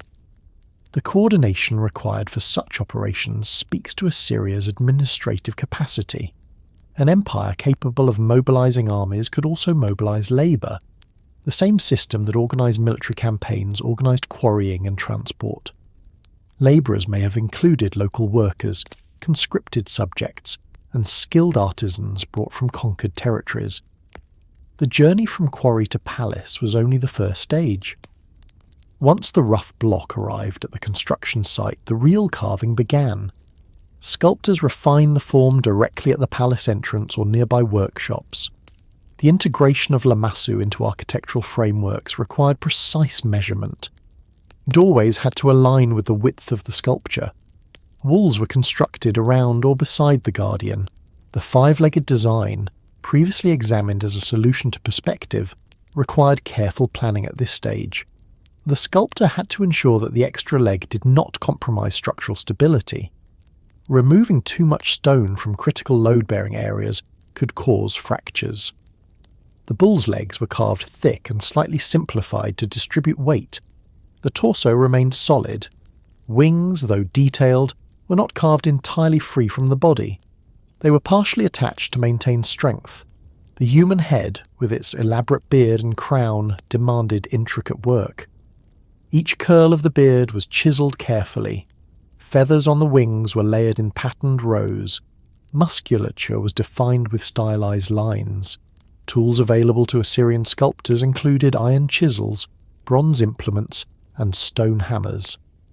Iron technology had advanced significantly by the early 1st millennium BCE, giving Assyria an advantage in both warfare and construction. This same metallurgical progress that strengthened weapons also improved carving tools. Work proceeded gradually. Large surfaces were smoothed. Details were incised. Inscriptions were carved using cuneiform script. Scribes likely prepared the text in clay before stone carving began, ensuring accuracy. The inscription itself was not decorative addition. It was integrated into the surface plan. Lines of text followed contours of the body. The sculptor had to anticipate where the script would sit, leaving enough flat surface to carve legibly. After carving, the Lamassu were painted. Traces of pigment found on surviving examples indicate that these sculptures were once vividly coloured. Reds and blues highlighted feathers and facial features, black outline details. The bull's body may have been painted in naturalistic tones. The human face was likely rendered with careful attention. Paint enhanced visibility and presence. In bright Mesopotamian sunlight, colour would have intensified the guardian's impact. Installing the finished sculpture required additional engineering. Ramps were constructed to raise the heavy block into position. Once aligned at the gate, the base was secured. Adjacent walls were built to integrate the Lamassu seamlessly into the architectural frame. The integration was precise. The guardian's back sometimes aligned flush with a wall, creating the impression that it emerged from the structure itself. Door frames were positioned between paired Lamassu, allowing passage beneath their wings. The entire process, from quarry to installation, was a demonstration of state capacity. It is important to recognise that such projects were not isolated artistic endeavours. They were part of broader construction programmes. Palaces at Nimrud and Nineveh, included extensive relief carvings covering hundreds of meters of wall space. Temples and fortifications rose simultaneously. Water systems were engineered to supply growing urban populations. Under Sennacherib, large-scale irrigation projects brought water into Nineveh through canals and aqueducts. Engineering knowledge was widespread. The carving and installation of Lamassu fit within this culture of technical ambition. The colossi therefore symbolise not only divine protection, but also practical mastery. There is also an aspect of risk embedded in their creation. Transporting a multi-ton stone across miles exposed it to potential fracture. A crack developing during transit could ruin months of labour. Sculptors had to read the stone's grain, anticipating weaknesses. Selecting the quarry block required judgment. Natural fissures had to be avoided. The orientation of the stone affected the strength of legs and wings. Carving a projecting element too thin risked breakage. That many Lamassu survived for centuries is testament to the skill of their creators. When Assyria fell and palaces burned, some Lamassu were toppled intentionally. Others collapsed as walls gave way. Yet even broken fragments reveal the density and resilience of the stone. Modern excavation efforts in the 19th century revealed the scale of these achievements to new audiences. Archaeologists uncovered colossal guardians buried beneath layers of debris. Removing them required renewed engineering efforts, sometimes involving dismantling structures or constructing rails and cranes. Several Lamassu were transported to institutions such as the British Museum and the Louvre Museum. The 19th century transport mirrored ancient efforts in some respects, involving ships, barges, and teams of workers. The journey from quarry to palace had been replaced by a journey from ruin to museum. In recent years, the vulnerability of such monuments has become painfully evident. Sites like Nimrud suffered deliberate destruction during modern conflicts. Bulldozers and explosives damaged sculptures that had endured for millennia. Yet digital documentation and surviving fragments allow partial reconstruction. Three-dimensional scans preserve details that might otherwise be lost. Replicas have been produced using modern materials to evoke the original presence. The engineering of the Lamassu thus extends beyond ancient craftsmanship. It includes contemporary efforts at preservation and reconstruction. What remains constant is the recognition that these were not casual carvings. They were mountains reshaped into guardians. They required quarrying expertise, transport logistics, sculptural precision, and architectural integration. Empire demanded spectacle. Spectacle demanded stone. Stone demanded mastery. The Lamassu embody that mastery. From this practical dimension of carving and installation, the narrative moves naturally into another layer embedded in their bodies, not the stone itself, but the words carved across it, because the surface of a Lamassu is not silent. It speaks in cuneiform lines that record kingship, invoke gods, and threaten those who would deface the structure. The guardians do not merely stand, they proclaim. If one approaches a Lamassu slowly, allowing the eye to move beyond the wings and the beard, beyond the weight of the hooves and the patterned feathers, another layer reveals itself. Across the flanks, between the legs, sometimes along the sides of the torso and even across the back, there are lines. Narrow, deliberate, pressed into the stone with methodical precision. They are not decorative grooves, they are writing. The bodies of many Lamassu are inscribed in cuneiform, the wedge-shaped script developed in ancient Mesopotamia thousands of years before the Neo-Assyrian Empire reached its height. The guardians do not merely stand at thresholds, they speak at them. To understand the significance of these inscriptions, one must first appreciate the cultural weight of writing in Mesopotamia. Cuneiform emerged in the late 4th millennium BCE as a system for recording transactions, inventories, and administrative data. Over centuries, it evolved into a flexible script used for legal codes, royal annals, hymns, myths, diplomatic correspondence, and scientific texts. By the time of Assyria's imperial expansion, writing was deeply embedded in governance. The Lamassu inscriptions belong to a genre known as royal building inscriptions. These texts typically identify the reigning king, list his titles, recount military achievements, and record the construction of palaces, temples, or fortifications. They often conclude with blessings for the structure and curses against anyone who would damage or alter it.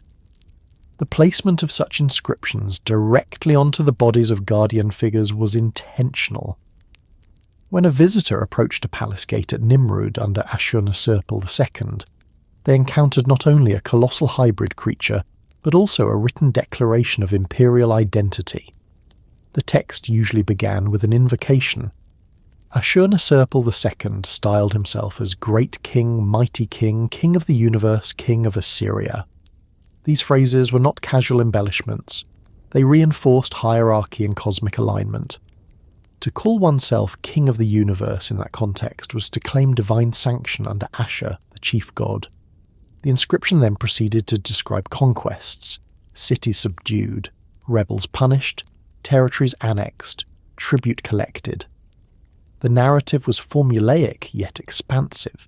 It established continuity between divine will and royal action. Carving these words into stone ensured permanence. Clay tablets could break, papyrus could decay. But inscriptions on monumental guardians were meant to endure as long as the palace stood. The Lamasu therefore functioned as both spiritual protectors and archival surfaces. The script itself was carved with care. Cuneiform signs consist of wedge-shaped impressions arranged in complex combinations. In stone, these wedges were chiselled rather than pressed. The lines had to remain legible while conforming to the curvature of the bull's body. Sculptors and scribes collaborated closely. The text was likely drafted in clay first, then transferred onto the stone. Mistakes would have been costly. In some cases, the inscription wraps around the entire body of the guardian, creating a continuous textual field. The writing does not interrupt the visual form. Instead, it integrates with it. There is a certain logic in inscribing protective guardians with royal declarations. The Lamassu stand at thresholds between outside and inside. The inscription stands between memory and forgetting. It preserves the king's voice at the gate. At Khorsabad under Sargon II, similar inscriptions appear on Lamassu guarding palace entrances. Sargon II, like his predecessors, recited his titles and campaigns. He described founding a new capital, constructing walls, and invoking divine blessing. The guardian thus becomes a witness and a recorder. Some inscriptions include specific references to the installation of the Lamassu themselves. They describe how the king placed these protective beings at the gates to ward off evil and secure the palace. The text transforms the sculpture into a self-referential object. The curse formulae are particularly striking. After listing achievements and construction details, many building inscriptions conclude with warnings. They invoke divine wrath upon anyone who damages the palace or alters the inscription. They call upon gods to overthrow future rulers who deface the structure. Such curses were not symbolic threats. In a society where divine retribution was considered real and immediate, these warnings carried weight. The Lamassu thus enforced continuity across generations. Even if a later king renovated or expanded a palace, he was expected to respect the inscriptions of his predecessor. To erase them without proper ritual risked divine anger. This concern with preservation reveals something about Assyrian conceptions of time and authority. The king ruled in the present but sought legitimacy anchored in continuity. By inscribing his deeds onto a guardian designed to endure, he projected his identity into the future. The threshold becomes not only spatial but temporal. Every person who passed beneath the Lamassu encountered the inscription, whether literate or not. Literacy rates in ancient Mesopotamia were limited to trained scribes and administrative elites.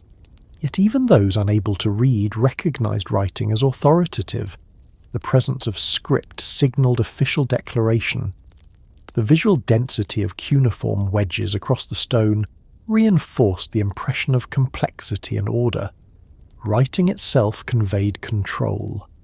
In later periods at Nineveh under Sennacherib and Ashurbanipal, inscriptions on Lamassu continued this tradition. Ashurbanipal, known for assembling a vast library of clay tablets, understood the power of written record deeply. The Lamassu at Nineveh carried inscriptions that reinforced the king's victories and building achievements. There is also an aesthetic dimension to the inscriptions. The linear rhythm of cuneiform signs contrasts with the organic curves of the bull's body and the patterned feathers of the wings. The interplay of text and form creates a layered surface. The guardian is not a blank canvas, it is textured with narrative. Modern scholars have studied these inscriptions extensively. By translating and comparing text across sites, they reconstruct sequences of campaigns and building projects. The Lamassu therefore serve as historical documents as well as artistic monuments. When archaeologists in the 19th century excavated Nimrud and Nineveh, deciphering cuneiform was still a developing science. The work of scholars such as Henry Rawlinson helped unlock the script. As inscriptions were translated, the guardians' bodies yielded stories long buried beneath sand. Transported to museums like the British Museum, the Lamassu continued to speak, though in a different context. Their inscriptions became objects of academic study. Labels and translations accompanied them.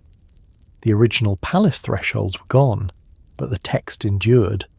In recent years, digital imaging has allowed further examination of worn inscriptions. Even where damage has erased portions of text, scholars reconstruct phrases based on parallel examples from other sites. The hidden messages are no longer entirely hidden, yet there remains something evocative about the integration of text into guardian bodies.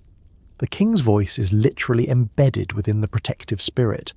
Authority is inscribed into muscle and wing. This merging of word and stone reflects the Assyrian understanding that power must be both seen and recorded. The Lamassu do not simply guard space, they guard memory. From this fusion of inscription and form, another question emerges. Beyond royal proclamations and curse formulae, what ritual or magical power was attributed to these guardians? Were they believed to possess active protective force, or were they symbolic representations of such force? The answer lies not only in inscriptions but in ritual texts and broader Mesopotamian belief systems. Because the Lamassu were not merely decorative carriers of text, they were considered participants in protection. To modern eyes, a Lamassu may appear as monumental art, an impressive relic of Imperial architecture, a masterpiece of ancient sculpture. Yet to the Assyrians who installed these guardians at their gates, they were not inert decoration. They were active participants in protection. Their presence was tied to ritual practice, incantation, and belief in forces both visible and unseen. In Mesopotamian thought, danger did not arise solely from armies or wild animals. It came from illness attributed to malevolent spirits, from curses cast by enemies, from unseen disturbances in the cosmic order. The boundary between the material and spiritual was not rigid, it was porous. Protection, therefore, required more than walls and soldiers. Texts from earlier Sumerian and Akkadian traditions describe rituals designed to guard households and temples from demonic intrusion. Protective figurines were crafted in clay, inscribed with incantations, and buried in foundations or placed near doorways. These small guardians were believed to repel harmful entities. The Lamassu represent the imperial expansion of that same protective logic. The term Lamassu in Akkadian sources refers to a protective spirit associated with individuals and buildings.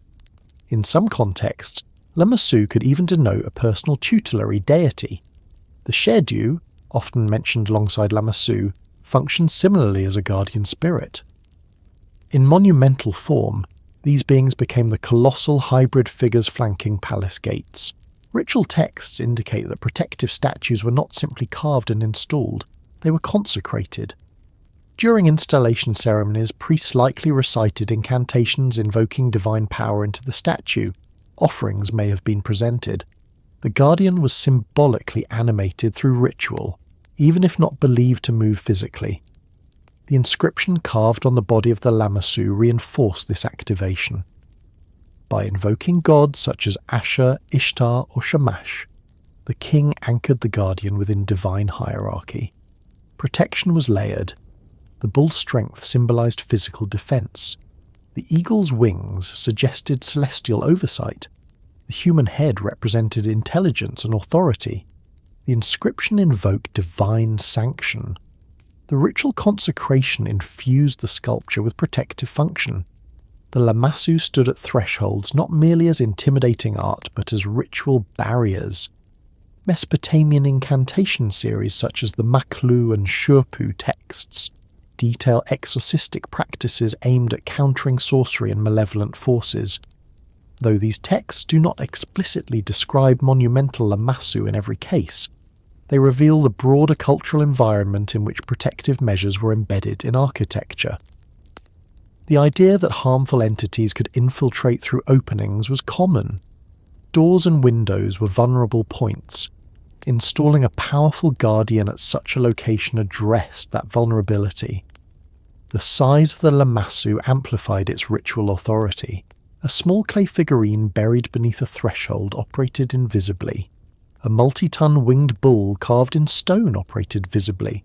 Its presence reminded inhabitants and visitors alike that divine protection was not hidden, but proclaimed. The Lamassu's horned crown is particularly important in this context. In Mesopotamian iconography, horns signified divinity. By granting the guardian such a crown, sculptors elevated it beyond mere symbolic animal hybrid.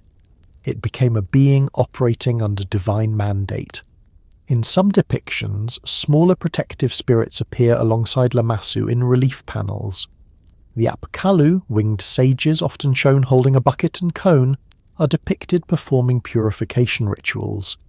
They sprinkle sacred water, gesture towards sacred trees, and enact symbolic cleansing. These scenes reinforce the idea that protection was active and continuous. The Lamassu, though stationary, formed part of this ritual network. The psychological dimension of ritual power cannot be underestimated. In a society where belief in divine intervention was integrated into governance and daily life, visible guardians reinforced communal confidence. Citizens passing beneath Lamassu at Nimrud under Ashurnasirpal II would have understood that their king had taken steps to secure divine favour. The palace was not merely defended by soldiers, it was guarded by sacred beings. Enemies approaching the gates of Nineveh under Sennacherib would confront not only walls and battlements, but towering hybrid creatures embodying cosmic authority. Ritual power and political power intertwined. It is also significant that Lamassu inscriptions often include curse formulas. These curses were not casual embellishments. They called upon gods to strike down anyone who defaced the structure or altered the inscription. The guardian thus became enforcer of divine retribution. The act of carving the curse into stone reinforced its seriousness.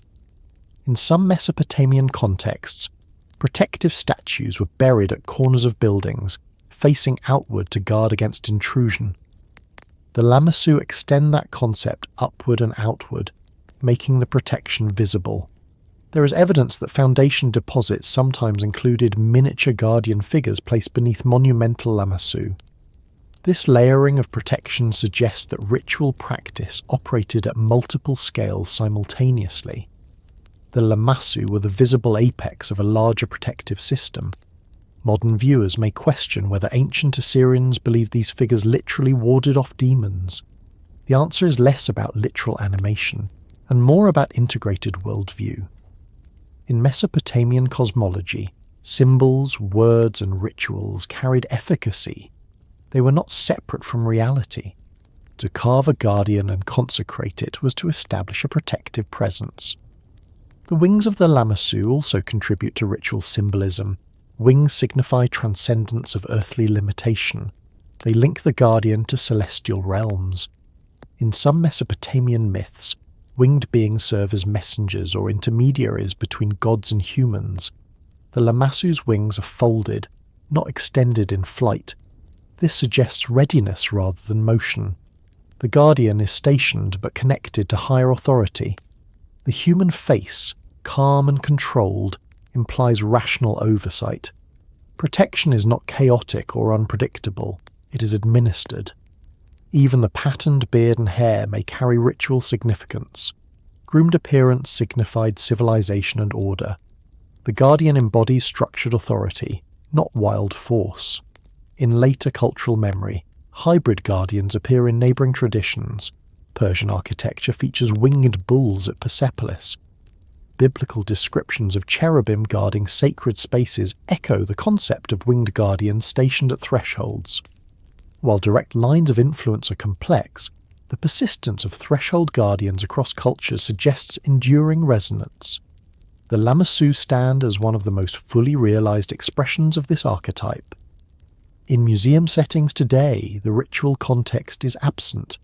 No priests consecrate them. No incense burns at their hooves. Yet their scale still evokes a sense of presence. Fragments of Lamassu destroyed in recent conflicts remind us that symbolic power endures even in absence. The deliberate targeting of such monuments reflects recognition of their cultural and historical significance. Protection in ancient Assyria was not limited to physical defence. It encompassed cosmic order, divine sanction, and ritual practice. The Lamassu embodied that comprehensive protection. They were more than decoration.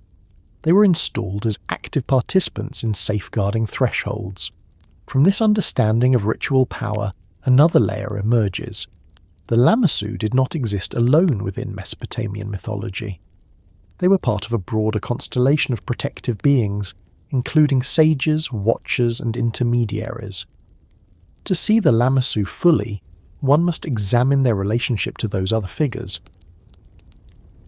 When examining the Lamassu in isolation, it is easy to see them as singular monuments, towering hybrid guardians carved at palace gates, bearing inscriptions and projecting imperial authority.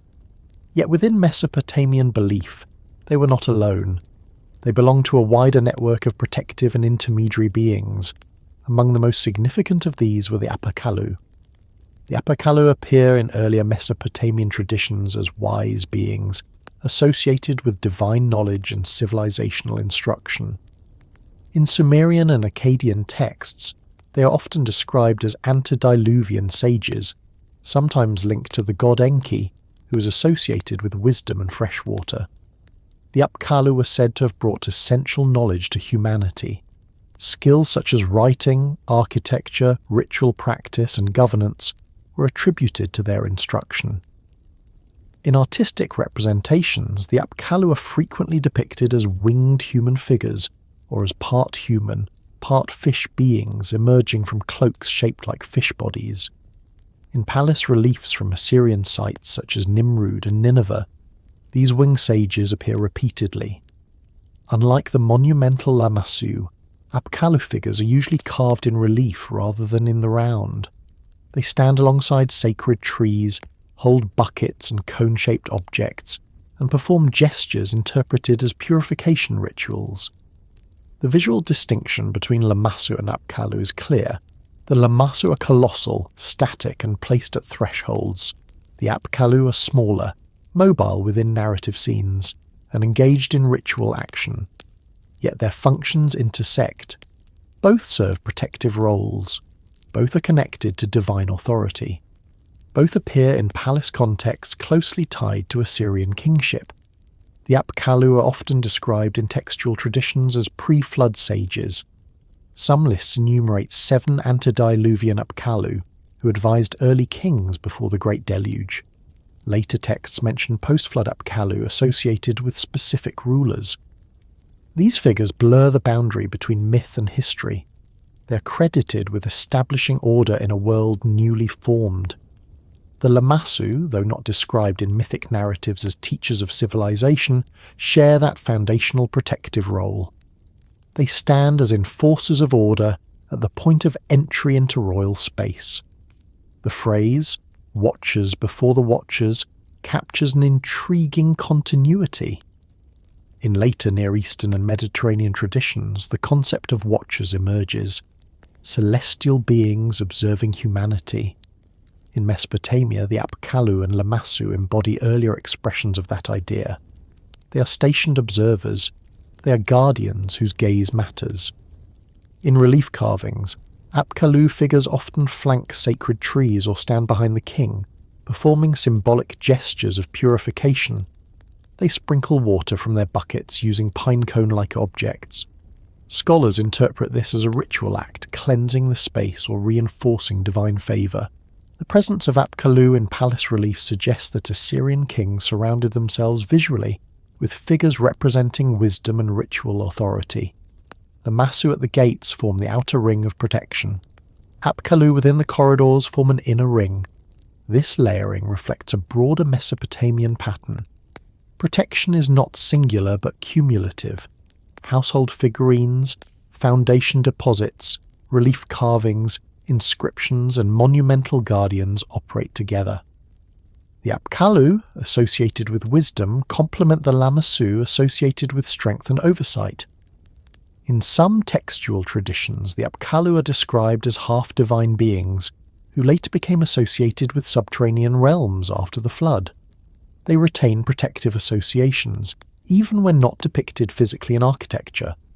The Lamassu do not have comparable mythological origin stories preserved in epic narratives. Their role emerges more clearly in iconography and building inscriptions. Yet their hybrid form, combining bull, eagle and human, echoes the composite imagery found in earlier mythic creatures. This suggests continuity rather than invention. Under Ashurnasirpal II, palace reliefs at Nimrud show numerous Apkallu figures carved in sequence along corridors. These winged sages flank doorways and accompany sacred trees.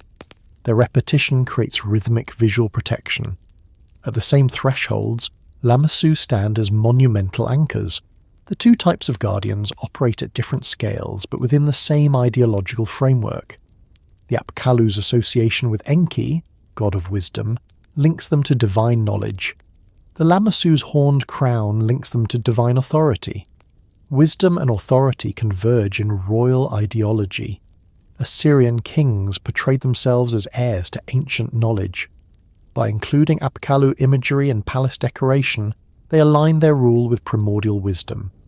By installing Lamassu at gates, they declared their palace protected by divine strength.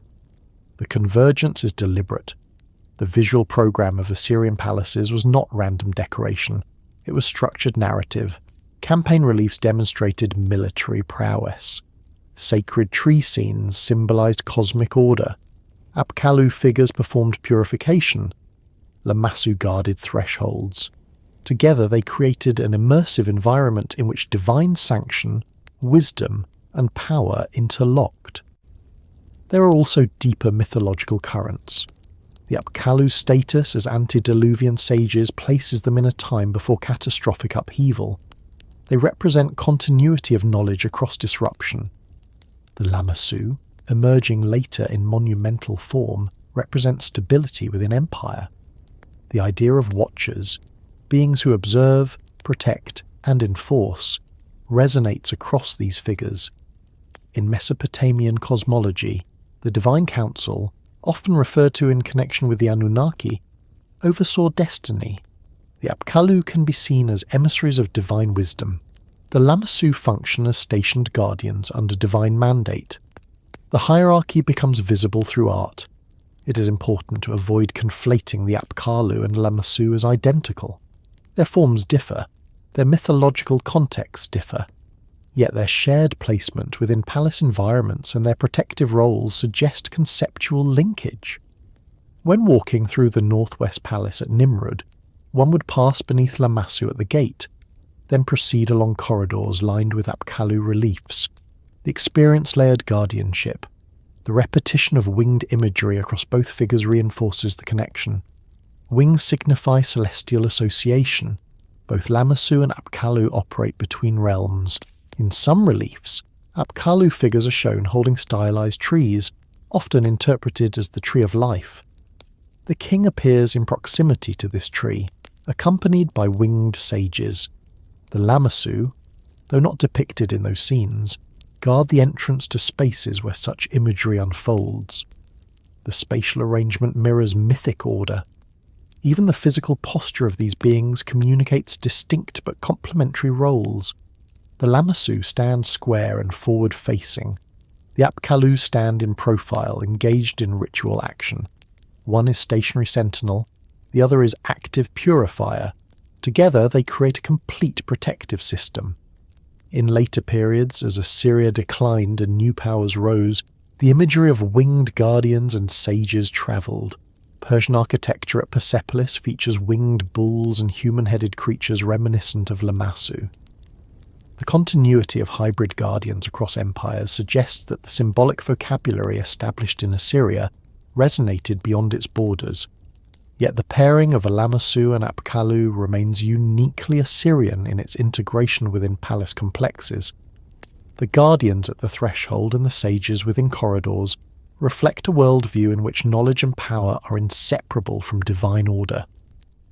From this layered guardianship emerges another dimension of the Lamassu story. Their association with empire and ritual raises a broader question about their relationship to the divine hierarchy itself.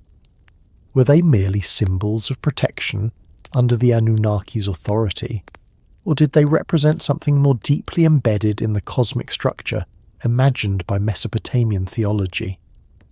That question draws us toward the connection between Lamassu and the broader framework of divine administration.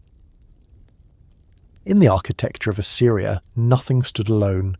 Every relief, every inscription, every guardian figure was positioned within a larger system of meaning. The Lamassu, though monumental and visually dominant, were not independent deities operating outside hierarchy. They functioned within a cosmic structure shaped by older traditions in which the highest authority belonged to the divine assembly, often referred to as the Anunnaki. The Anunnaki appear in Sumerian and Akkadian texts as a collective of powerful gods associated with fate, judgment, and cosmic administration. Their roles shift across centuries. In some traditions, they are celestial figures descended from Anu, the sky god. In others, they are chthonic judges of the underworld. What remains consistent is their association with authority. They determine destinies. They decree outcomes. They convene in assemblies. Assyrian kings inherited this theological framework. Even as the prominence of the god Ashur increased in imperial ideology, the concept of a divine hierarchy persisted. The king ruled as representative of divine will. He did not claim ultimate autonomy, he claimed appointment. Within that structure, the Lamassu functioned as delegated protectors. There are no extant epic narratives describing Lamassu as central mythic actors. They do not battle primordial monsters in surviving texts. They do not issue decrees. Their role is more contained, more practical. They guard. Yet guarding is not trivial in a worldview structured around order and chaos. In Mesopotamian cosmology, order was fragile. Floods, droughts, invasions, and plagues were interpreted as disruptions in divine balance. The king's responsibility was to maintain harmony through ritual, justice, and construction. Temples were built and maintained, offerings were given, inscriptions were carved. Lamassu stood at the boundary between the ordered interior of the palace and the unpredictable exterior world. Their horned crowns link them to divinity. Their inscriptions invoke gods by name. Their placement at thresholds reflects delegated authority. They are not the Anunnaki themselves, but they operate within the divine chain of command. The concept of divine servants or attendants appears throughout Mesopotamian mythology. Lesser gods assist greater ones. Sages carry out divine instructions. Protective spirits guard sacred spaces. The Lamassu embody that category. Their hybrid form reinforces this intermediary status. They combine attributes associated with strength, vision, and intellect. But they are not anthropomorphic gods with complex mythic biographies. They are functionally oriented beings. In Assyrian inscriptions, kings frequently refer to themselves as beloved of Ashur or chosen by the gods. The legitimacy of their rule depends on alignment with divine authority. Installing Lamassu at palace gates symbolise that alignment. It is significant that Lamassu are often placed in pairs. The dual guardians flanking a doorway create symmetry and balance. In Mesopotamian art, symmetry often conveys order. The paired guardians mirror each other, reinforcing stability. The Anunnaki, described in myth as convening an assembly, represent collective authority. The Lamassu at gates reflect a visible, earthly analogue of that collective watchfulness. There is also a dimension of memory embedded in this relationship.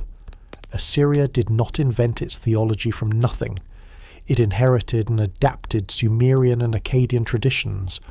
The Anunnaki appear in texts from cities such as Ur and Uruk, centuries before Assyria reached imperial scale. By the first millennium BCE, these older myths were part of cultural memory. Assyrian scribes copied and preserved earlier texts. Under Ashurbanipal, the royal library at Nineveh collected tablets containing myths, incantations, and scholarly works from across Mesopotamia. The preservation of earlier traditions suggests continuity of worldview.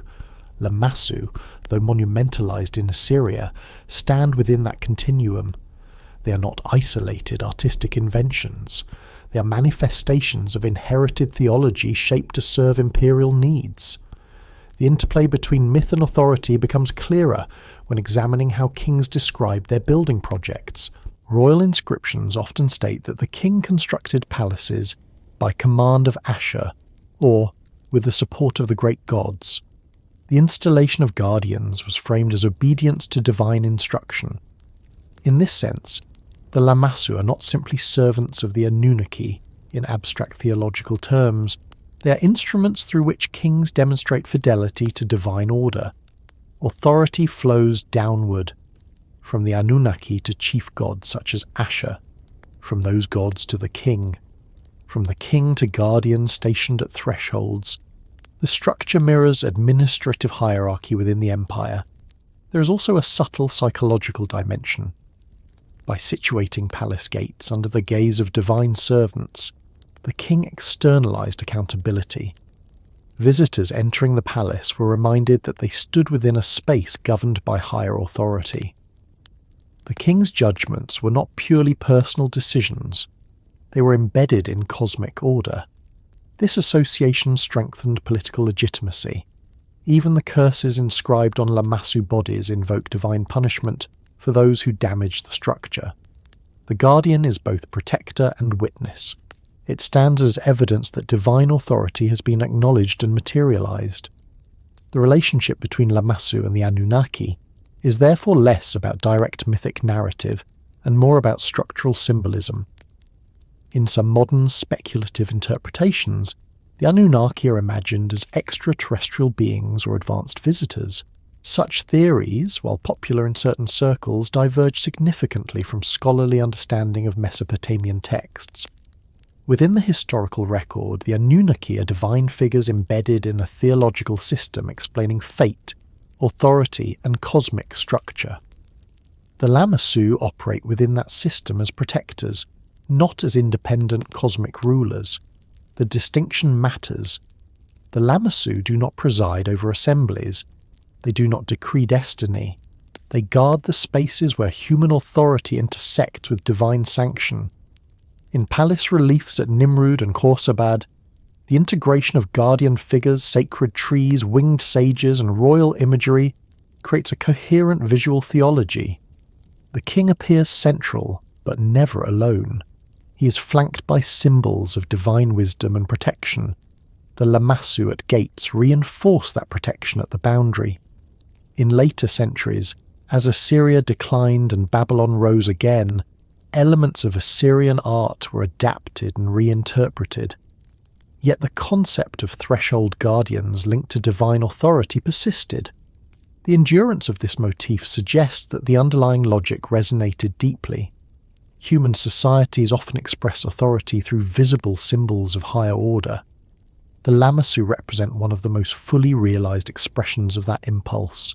Myth provides narrative framework. Authority provides political structure. Memory preserves continuity across generations. The Lamassu stand at the intersection of all three. They are myth-made stone, memory carved into muscle and wing, authority materialized at the gate. From this integration of theology and governance, the narrative now moves toward a darker moment. Empires that rise under divine sanction also fall. Guardians that once proclaimed invincibility can be toppled. The story of the Lamassu includes not only installation and reverence, but destruction and fragmentation. Empires announce themselves loudly. They carve their victories into stone. They raise walls, build palaces, install guardians at their gates, and declare that order has been secured. Yet history rarely preserves that certainty. Even the most imposing threshold eventually faces pressure from outside. For Assyria, that pressure intensified in the late 7th century BCE. The empire that had expanded under rulers such as Ashur-Nasirpal II, Sargon II, and Sennacherib had stretched its reach across vast territories. Campaigns had subdued regions from Anatolia to parts of Egypt. Tribute flowed into capitals like Nimrud and Nineveh. Lamassu stood at gates projecting strength and divine sanction. But expansion came at a cost. Maintaining control over distant provinces required constant military presence. Rebellions erupted, alliances shifted. Internal succession struggles weakened central authority. The machinery that had built colossal guardians and carved mountains into bulls now faced strain. In 612 BCE, a coalition of Babylonians and Medes attacked Nineveh. The assault was decisive. Ancient sources describe prolonged siege and eventual breach of the city walls. Fires consumed palaces. Administrative centres were looted. The once celebrated palace without rival fell into ruin. The Lamassu, stationed at thresholds as symbols of invincibility, were not immune. Some were toppled intentionally. Breaking the guardian at a gate symbolically broke the authority it represented. Others collapsed as surrounding structures burned and gave way. Stone fragments fell amid brick and timber debris. The guardians that once marked the boundary between order and chaos now lay within chaos itself. The destruction was not merely physical, it was ideological. To shatter a Lamassu was to strike at the visible embodiment of Assyrian power. It was a statement that divine sanction had shifted, that the cosmic hierarchy once claimed by Assyrian kings had been overturned. When Nineveh fell, Assyria as an imperial power effectively ended. Residual resistance continued briefly, but the administrative core was broken. Babylon rose again as a dominant force. The landscape of Mesopotamia shifted. The fallen Lamassu remained buried beneath rubble and sand for centuries. Wind and dust gradually covered the ruins. What had once been gates and courtyards became mounds. The names of palaces faded from memory. The inscriptions carved into guardian flanks were hidden from view. Time layered silence over spectacle. Yet the destruction of the Lamassu did not end with antiquity. In the 19th century, European explorers and archaeologists began excavating sites in northern Mesopotamia.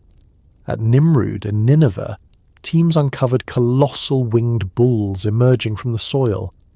The rediscovery astonished Western audiences. Massive hybrid figures, preserved beneath debris, seemed to belong to legend rather than history. Excavation, however, introduced a new form of displacement. Several Lamassu were removed from their original contexts and transported abroad. Institutions such as the British Museum and the Louvre Museum acquired these guardians. The transport required cranes, barges, and ships. It echoed ancient quarrying efforts in reverse.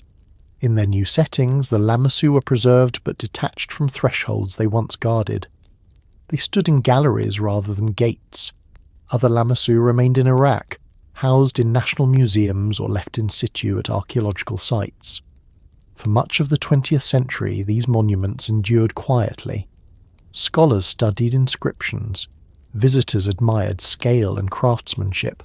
The guardians became ambassadors of ancient Mesopotamian culture. Then, in the early 21st century, destruction returned. In 2015, extremist militants deliberately targeted archaeological sites in northern Iraq, including Nimrud. Bulldozers and explosives were used to damage ancient structures. Surviving Lamassu were smashed, fragments scattered. The destruction was filmed and disseminated as propaganda. The act carried layered symbolism. These guardians, once embodiments of imperial power, had become symbols of cultural heritage. Destroying them signalled rejection not only of ancient Assyria, but of modern identity rooted in that past. Images of shattered wings and broken heads circulated globally. The loss was not abstract, it was visible. Yet destruction did not erase memory entirely. Archaeologists and conservators had documented many Lamassu in detail. Photographs, drawings, and three-dimensional scans preserved information about form and inscription. Some fragments were later recovered and stabilized. Digital reconstruction projects began creating replicas using modern materials. The fall of Assyria in 612 BCE and the deliberate destruction in 2015 are separated by millennia, yet they share a common thread. The Lamassu were targeted because of what they represented. They were not neutral stones. They embodied authority, memory, and identity. Even in their broken state, fragments retain presence. A single wing section reveals carved feather patterns. A surviving human head retains the calm gaze characteristic of Assyrian sculpture. The 5 legs, even when damaged, still hint at the illusion of motion. The endurance of fragments speaks to the resilience of cultural memory. Museums housing surviving Lamassu have responded to recent destruction by contextualizing these events within exhibits. Visitors encounter the guardians not only as ancient art, but as survivors of repeated upheaval. The story of fallen empires and broken wings therefore becomes part of the Lamassu narrative. Assyria rose under divine mandate, installed guardians at its gates, and declared permanence. Its capitals burned, its guardians fell. They were buried, rediscovered, relocated, and in some cases destroyed again. Through all this, the image of the Lamassu persists. The hybrid guardian continues to symbolize threshold and protection, even when the thresholds themselves have vanished. There is a certain irony in this persistence. The Lamassu were carved to guard palaces that no longer stand. The kings whose titles are inscribed on their flanks are long gone. The empire they symbolized dissolved centuries ago, yet the guardians remain recognizable. They outlasted their masters. From destruction and fragmentation, another phase of their story unfolds. Rediscovery did more than return them to light. It transformed them into objects of study, debate, and contested ownership. The guardians that once marked the boundary between city and wilderness now stand at the intersection of archaeology, politics, and global heritage. For more than 2,000 years, the Lamassu of Assyria lay beneath layers of windblown sand and collapsed brick. Palaces that once rang with administrative command and ritual procession were reduced to low mounds on the plains of northern Mesopotamia. Local populations knew these ruins as tells, ancient rises in the earth that hinted at forgotten settlements. But the names Nimrud and Nineveh carried only faint echoes in memory, preserved mostly in classical and biblical references. The stone guardians themselves were hidden, broken, or buried. That changed in the 19th century.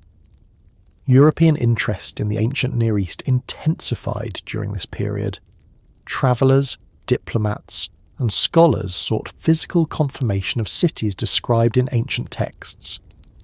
Among the most prominent early excavators was Austin Henry Layard, whose work in the 1840s and 1850s at sites including Nimrud and Nineveh brought Assyria dramatically back into global awareness. Layard and his team uncovered vast palace complexes, relief panels, and most strikingly, colossal Lamassu emerging from the soil. The first glimpses of winged bulls with human heads astonished those present. These were not small statues or fragmentary carvings. They were towering figures, often intact enough to convey their original scale. Reports sent back to Europe generated fascination.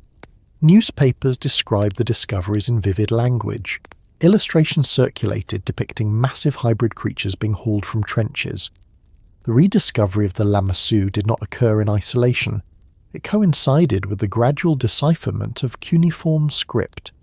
Scholars such as Henry Rawlinson worked to unlock the wedge-shaped writing carved on tablets and monuments.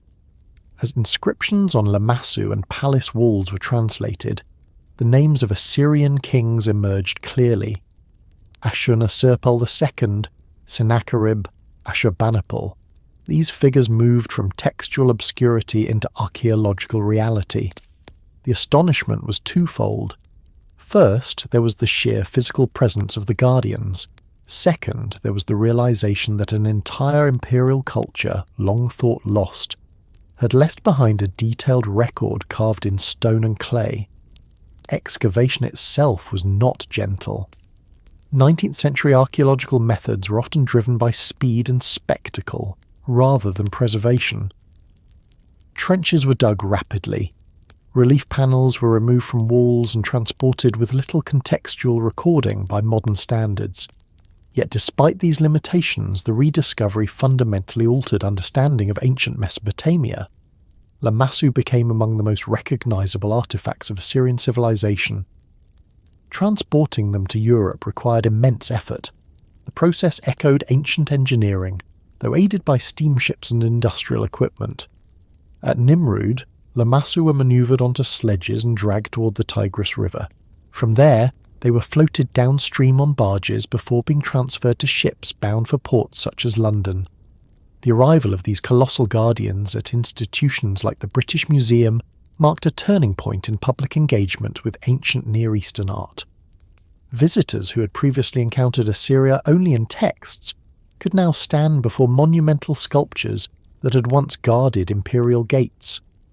In Paris, the Louvre Museum also acquired Lamassu from excavations at Khorsabad, built under Sargon II.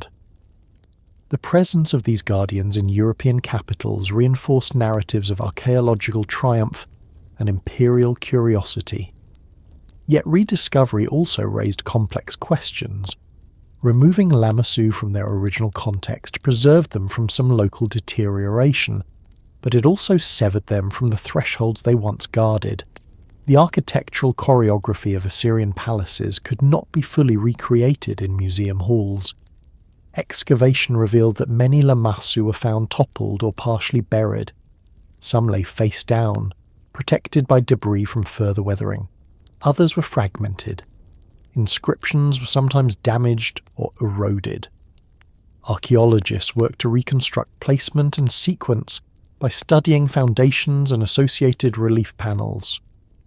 Careful measurement and comparison with surviving palace plans allowed scholars to understand how Lamassu functioned within larger architectural systems. The astonishment experienced by 19th century audiences reflected more than surprise at scale. It reflected confrontation with an empire largely absent from mainstream historical narratives in Europe at the time. Assyria had been overshadowed in popular imagination by Egypt, Greece, and Rome. The rediscovered guardians challenged that hierarchy. They demonstrated that long before classical antiquity, Mesopotamian civilizations had achieved architectural and artistic sophistication on an extraordinary scale. The rediscovery also coincided with broader shifts in historical scholarship. As cuneiform texts were deciphered, the Epic of Gilgamesh and other Mesopotamian myths came to light. Connections between Assyrian, Babylonian, and earlier Sumerian traditions became clearer. The Lamassu, once silent stones beneath sand, now contributed to reconstructed narratives of empire, theology, and art. Local responses to excavation varied. For some communities, the removal of massive sculptures represented loss. For others, it was an opportunity for employment and engagement with global scholarship. The 19th century operated under different legal and ethical frameworks regarding cultural heritage than today. In the 20th and 21st centuries, debates over ownership and repatriation intensified. Should Lamassu remain in European museums where they are preserved and widely viewed, or should they be returned to Iraq, closer to their original sites? These discussions reflect evolving attitudes toward cultural heritage and post-colonial responsibility. Meanwhile, ongoing archaeological work in Iraq has continued to reveal additional fragments and context. Advances in documentation, photography, and digital modelling allow more precise recording of site conditions than was possible in the 19th century. Rediscovery has therefore unfolded in phases. The initial astonishment of uncovering colossal guardians gave way to systematic study. Study led to deeper understanding of Assyrian art and architecture. Recent destruction at sites like Nimrud reintroduced urgency into preservation efforts. Three-dimensional scanning of surviving Lamassu has enabled digital reconstruction. In some cases, replicas have been produced using contemporary materials and displayed publicly to symbolize resilience. The Guardians have shifted roles again. Once imperial sentinels, they became archaeological marvels, then museum icons, then symbols of endangered heritage. Each phase adds another layer to their story. Standing before a Lamassu in a museum today evokes a different experience than standing before it at a palace gate in ancient Assyria. The threshold it guards has changed. It now marks the boundary between past and present, yet the sense of scale remains. The carved beard still curls in patterned rows. The wings still rise in layered feathers. The 5 legs still stride in illusion. Rediscovery did not restore Assyria as an empire. It restored memory of its presence. From the astonishment of excavation emerges another question. Once these guardians left their original sites and entered global institutions, what did that mean for identity, ownership, and interpretation? The Lamassu now stand not only at ancient thresholds but at modern crossroads. When the Lamassu first rose from the sand in the 19th century, they emerged into a world shaped by empire once again. Only this time it was not Assyria expanding its reach, but European powers extending influence across the globe. The rediscovery of Nimrud, Nineveh and Khorsabad occurred within that political climate. Archaeology, diplomacy and imperial ambition intersected. The colossal guardians that once marked the thresholds of Assyrian palaces soon found themselves transported far from the plains of northern Mesopotamia. Ships carried them down rivers and across seas. In London, Paris, and other European capitals, museum halls were prepared to receive them. The Lamassu, carved to stand at gates under the authority of kings like Ashurnasirpal II and Sargon II, now stood beneath glass ceilings and gas lamps. In institutions such as the British Museum and the Louvre Museum, they were presented as masterpieces of ancient art. Visitors encountered them not as active guardians of a palace, but as artifacts of a distant civilization. This relocation ensured preservation. Many Lamassu removed during the 19th century survived relatively intact, shielded from weather and later conflict. Yet removal also created distance. The guardians were severed from the architectural and geographic context that shaped their meaning. In Iraq, some Lamassu remained in situ or were housed in national institutions such as the Iraq Museum in Baghdad. These figures became symbols of national heritage, linking modern identity to ancient Mesopotamian civilization. As the 20th century progressed, attitudes toward archaeology and cultural property evolved. The era of large-scale removal of monumental artifacts under colonial frameworks gave way to international agreements governing heritage preservation. The question emerged clearly: who owns the guardians? Ownership is not a simple matter of possession. It involves legal rights, ethical considerations, historical context, and cultural identity. From one perspective, institutions that acquired Lamassu during the 19th century argue that they preserved them during periods when local infrastructure could not guarantee their safety. They emphasize accessibility to global audiences and the role of museums in safeguarding human heritage. From another perspective, the removal of Lamassu reflects asymmetrical power dynamics of colonial-era excavation. The guardians were taken from their homeland at a time when local communities had limited authority over such decisions. Returning them could represent acknowledgement of that imbalance. Debates over repatriation have intensified in recent decades. The destruction of sites like Nimrud by extremist groups in 2015 complicated the discussion further.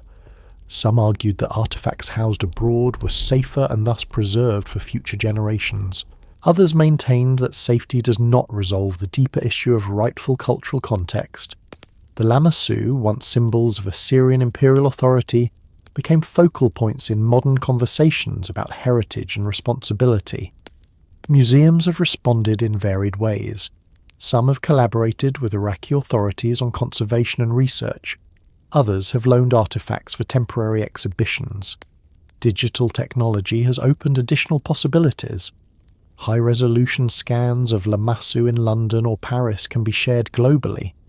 Three-dimensional printing allows replicas to be produced for display in different locations. Digital reconstructions can place guardians back into virtual palace environments. These innovations do not replace the original sculptures, but they reshape access. The idea of exile also carries symbolic weight. The Lamassu were designed to guard specific thresholds in specific cities. Removed from those spaces, they occupy new thresholds, between cultures, between academic disciplines, between past and present. In museum halls, they are often positioned near entrances, intentionally or not echoing their original function. Visitors walk past them to enter galleries of ancient Near Eastern art. The guardian role is preserved in altered form, yet the absence of architectural context changes perception. At Nineveh, Lamassu framed corridors lined with relief panels narrating campaigns and rituals. In a museum, relief fragments may be displayed nearby, but the immersive sequence is fragmented. Interpretive labels attempt to reconstruct meaning. They explain the 5 legs, the inscriptions, the hybrid symbolism. The guardians become subjects of study rather than active participants in ritual space. For Iraqi scholars and citizens, the Lamassu represent continuity with ancient civilization rooted in the land. They appear in educational materials, artistic reinterpretations, and public discourse as emblems of national heritage. The destruction of Lamassu at archaeological sites intensified emotional connections. Images of smashed guardians were experienced not only as damage to stone, but as assaults on memory. International efforts to document, conserve, and in some cases digitally reconstruct destroyed Lamassu have become collaborative projects. These initiatives blur traditional boundaries of ownership. Who owns a guardian whose fragments lie in Iraq, whose intact counterparts stand in London, and whose digital models circulate online? The debate does not yield easy resolution. Legal frameworks vary. Some artifacts were acquired under agreements recognized at the time. Others fall into grey areas. Ethical considerations continue to evolve as awareness of colonial legacies deepens. What remains clear is that the Lamassu no longer belong solely to Assyrian kings. They belong to scholarship, to public imagination, to cultural memory across continents. Museums today increasingly acknowledge the complex histories behind their collections. Exhibitions contextualize acquisition histories alongside artistic interpretation. The Lamassu are presented not only as ancient sculptures, but as objects that have travelled through time and politics. This transparency reflects changing expectations. There is also a practical dimension. The preservation of large stone monuments requires climate control, conservation expertise, and security infrastructure. Not all sites or institutions possess equal resources. International collaboration, rather than unilateral removal or retention, has emerged as one possible path forward. The guardians that once symbolized Assyrian dominance now participate in global conversations about stewardship. They stand at modern thresholds between preservation and restitution, between national heritage and shared humanity. The debate over ownership mirrors earlier themes in their history. Authority, legitimacy, protection, and memory are intertwined. The Lamassu were carved to guard imperial gates. They now guard questions about cultural identity and responsibility. From this modern crossroads, another dimension of their story emerges. The form of the Lamassu did not exist in isolation within Assyria. Similar hybrid guardians appear across cultures and eras. The echoes of winged bulls and human-headed protectors extend beyond Mesopotamia, suggesting that the idea of threshold guardians has deep and widespread resonance. The Lamassu did not exist in a vacuum. They were carved in Assyria, installed at the gates of Nimrud and Nineveh, inscribed with the titles of kings such as Ashur-nasirpal II and Sennacherib, and integrated into a distinctly Mesopotamian theological framework. Yet the idea they embodied did not begin or end there.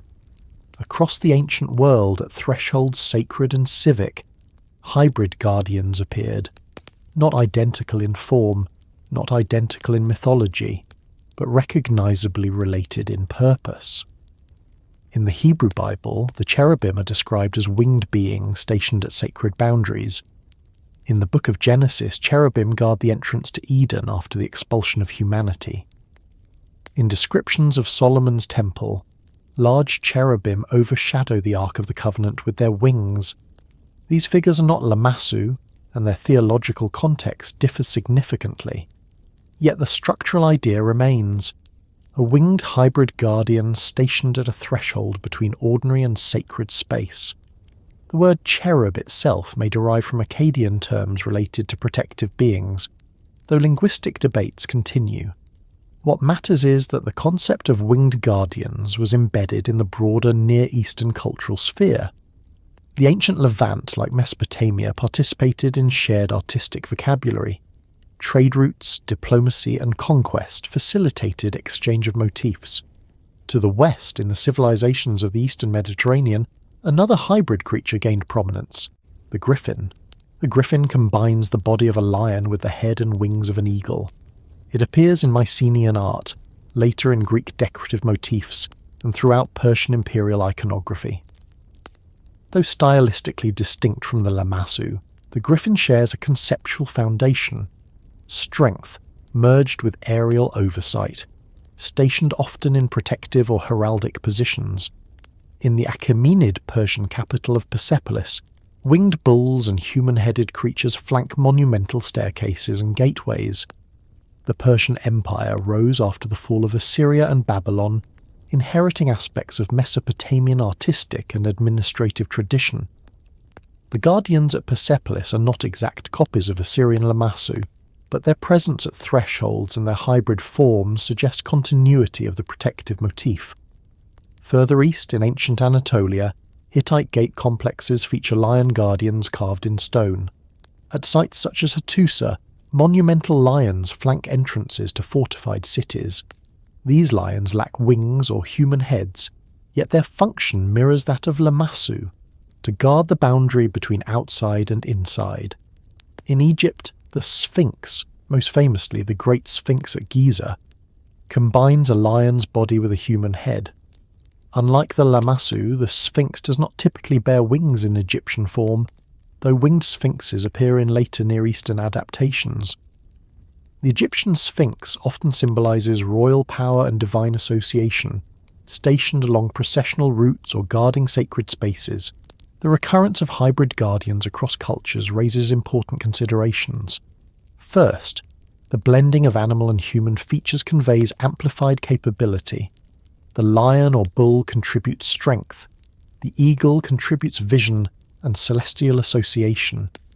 The human head conveys intelligence and authority.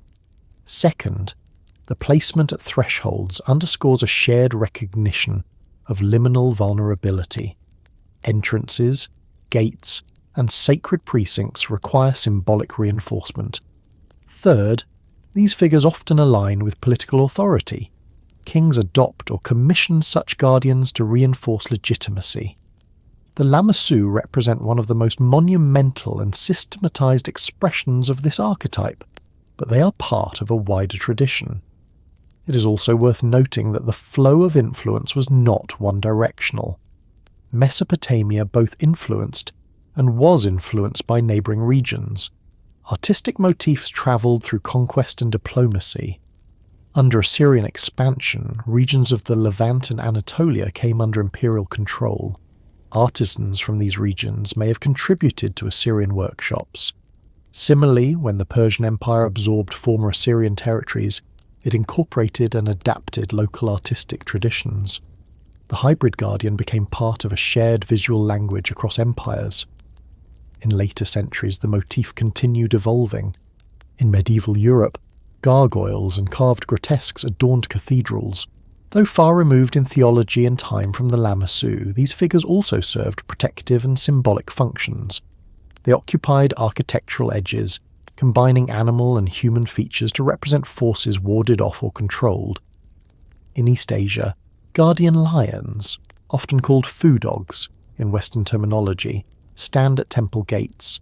They are not winged nor human-headed, yet their pairing and threshold placement echo the logic of dual guardianship.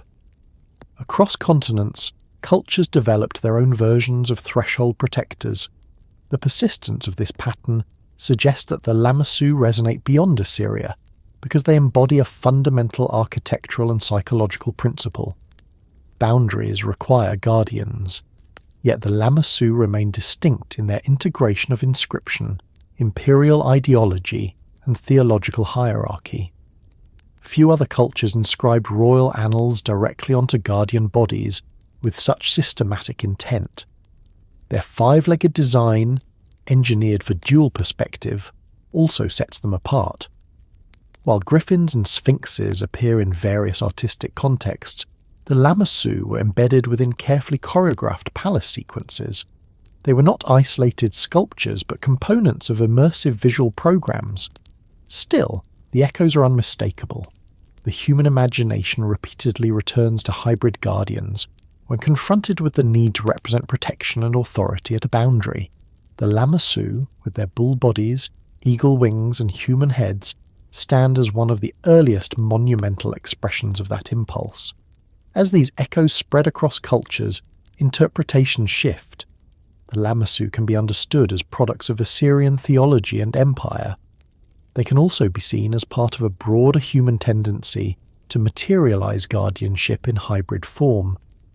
From this cross-cultural perspective, another layer of interpretation emerges. Were the Lamassu purely symbolic constructions of imperial ideology, or did they preserve memory of something older, an inherited image reshaped through time?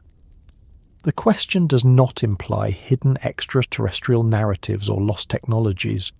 It invites examination of how memory and myth evolve across generations, because even when forms travel and transform, they often carry traces of their origin. When standing before a Lamassu, whether at the ruins of Nimrud, in the galleries of the British Museum, or through a digital reconstruction on a screen, a quiet tension often emerges in interpretation. Are we looking at a purely symbolic construction, an artistic invention designed to communicate power and protection? Or are we looking at something that preserves older memory, reshaped through generations of retelling and reinterpretation? The question does not require mysticism. It requires attention to how cultures build meaning. In Assyria, the Lamassu were integrated into a clear ideological system. They guarded thresholds. They bore inscriptions invoking divine authority. They combined attributes associated with strength, intelligence, and celestial oversight. Their placement at palace gates aligned with administrative and theological frameworks tied to the Anunnaki and the god Asher. Within that context, they functioned symbolically and ritually. Yet symbols do not arise from emptiness. The hybrid guardian motif predates the Neo-Assyrian Empire. Earlier Mesopotamian art includes composite creatures such as the bullman, winged beings, and mythic animals. The Apkallu, depicted as winged sages, represent another strand of protective imagery. Each generation inherited and modified what came before. It is plausible that the Lamassu represent an accumulation of earlier symbolic language rather than a singular invention. The bull had long been associated with strength and virility. The eagle conveyed height, vision, and dominance over the sky. The human head conveyed intelligence and authority. Combining these traits into one figure was a way of concentrating power visually. Over time, repetition reinforces recognition. By the reign of Ashurnasirpal II, the Lamassu had become standardized components of imperial architecture. Their form was codified. Their inscriptions followed formulaic patterns. Their placement at thresholds was deliberate. Standardization suggests institutionalization, not spontaneous memory of an observed being. Still, cultural memory can operate subtly. In many ancient traditions, myth preserves fragments of collective experience reframed as narrative. Flood stories, divine assemblies, and heroic journeys appear across regions with variations. The persistence of winged guardians across cultures, from Mesopotamia to the Levant to Persia, indicates that certain visual archetypes resonate widely. This does not imply that Lamassu record literal encounters with hybrid beings. It suggests that human societies repeatedly express protection and authority through composite imagery. Memory in this sense is not recollection of a specific creature. It is retention of a conceptual pattern. In Mesopotamia, boundaries were dangerous. The wilderness beyond city walls represented threat. Illness and misfortune were attributed to unseen forces. Installing guardians at thresholds addressed psychological and theological concerns. The Lamassu, therefore, encode memory of vulnerability and response. Their five-legged design, engineered for dual perspective, reflects conscious artistic choice rather than inherited mythic detail. The inscriptions carved on their bodies record specific campaigns and building projects. These features root them firmly in historical context. Yet there remains an evocative quality in their gaze. The human face is calm, composed, almost detached. The wings are folded but ready. The bull's body stands grounded. It is tempting to imagine that such figures represent something remembered from a deeper past. Modern speculative theories sometimes extend that temptation into claims of ancient visitors or lost advanced civilizations. Such narratives draw heavily on reinterpretations of Mesopotamian mythology, particularly references to the Anunnaki. However, mainstream scholarship understands the Anunnaki as divine figures within a mythological system, not as extraterrestrial beings. The Lamassu, in historical context, are best understood as products of Assyrian religious and political ideology. Still, acknowledging that does not reduce their depth.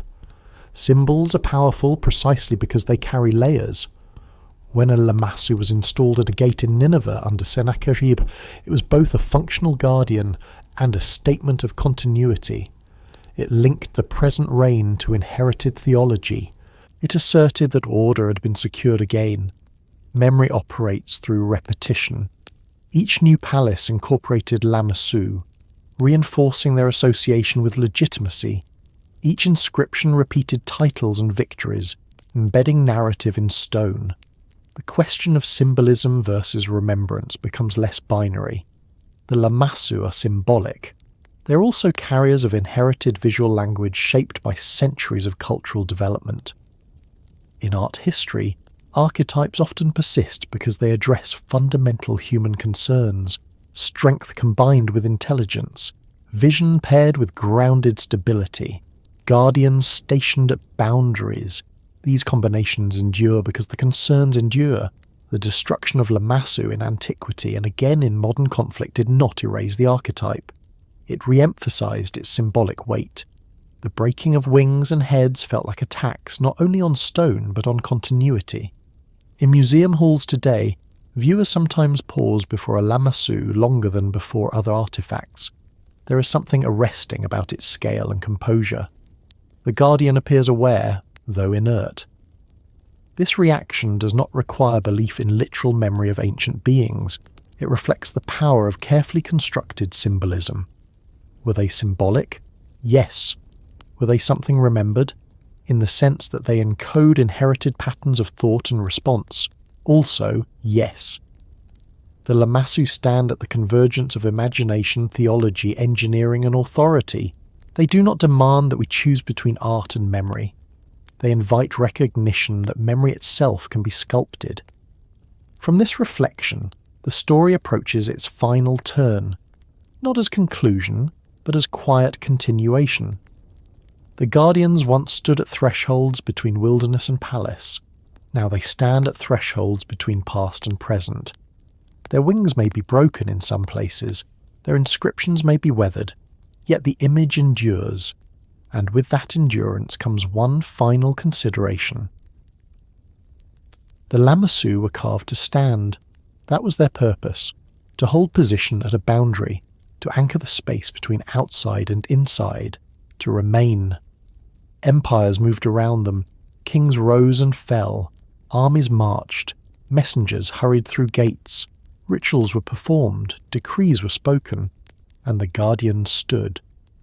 At Nimrud they once framed the entrances to the northwest palace of Ashurnasirpal II. At Nineveh they watched over the corridors of kings like Sennacherib and Ashurbanipal. Their bodies carried inscriptions invoking the authority of the Anunnaki.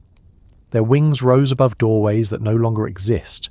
Stone was chosen for permanence, yet even stone yields to time. Some Lamassu fell in 612 BCE when Nineveh burned.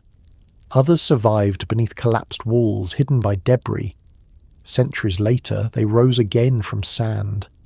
In the 19th century, they crossed seas and entered museum halls.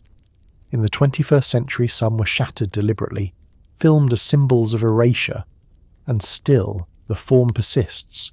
In London, Paris, Baghdad, and beyond, surviving Lamassu stand under artificial light. Visitors walk past them as ancient envoys once did. The five legs still perform their quiet illusion. From the front, stillness. From the side, stride. Their thresholds have changed. No longer marking entry into imperial palaces, they now mark entry into memory, into awareness of a civilization that once defined order through stone, inscription, and ritual. The Lamassu were never meant to be admired in isolation. They were components of a larger system: architecture, theology, governance, narrative. Removed from that system, they risk becoming decorative relics, yet their presence resists trivialization. Stand before one and the scale demands attention. The bull's body carries weight. The human face maintains composure. The wings fold upward with deliberate symmetry. The cuneiform wedges carved along the flank speak of kingship and decree. They were designed to project stability. There is something instructive in that. Assyria believed that order required reinforcement. Boundaries were vulnerable. Authority needed visible anchoring. The Lamassu embodied that belief in material form. Modern societies build different kinds of guardians: cameras at entrances, digital firewalls, legal frameworks, national monuments. The impulse remains: guard the threshold, mark the boundary, signal that order stands. The Lamassu remind us that such signals are as much psychological as physical. They shape perception. They reassure insiders. They caution outsiders. Their endurance across millennia also complicates the idea of permanence. The palaces they guarded are gone. The kings they proclaimed are dust. The empire dissolved. Yet fragments of their guardians remain. Stone outlasted proclamation. In museums such as the British Museum, the Lamassu now stand among artifacts from many civilizations. They share space with the Egyptian statues, Greek marbles, and Mesopotamian tablets. They no longer assert exclusive imperial dominance. They participate in shared human history. The debate over their ownership continues. The wounds of recent destruction remain visible. Digital reconstructions attempt to fill gaps left by shattered wings. Through all this, the core image survives. Bull, eagle, human, strength, vision, intellect, threshold. If the guardians still stand, what do they guard now? They guard memory. They guard the idea that civilizations construct meaning through architecture and art.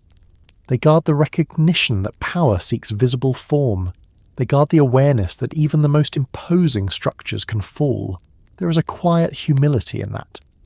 The Lamassu are carved to represent certainty, divine sanction, imperial reach, unshakable authority. Time has shown that no empire is unshakable, yet the guardians remain, altered but present. They now stand at a different boundary, the boundary between forgetting and remembering. When light falls across the carved feathers of a surviving Lamassu, It traces patterns cut nearly 3,000 years ago. The sculptor who chiselled those lines could not have imagined their journey. From quarry to palace, from ruin to excavation, from ship to gallery, from reverence to destruction, and back to preservation. And still the wings rise. There is no need to grant them mystical power to acknowledge their quiet force. They do not move. They do not speak aloud. Yet they continue to shape how we understand the past.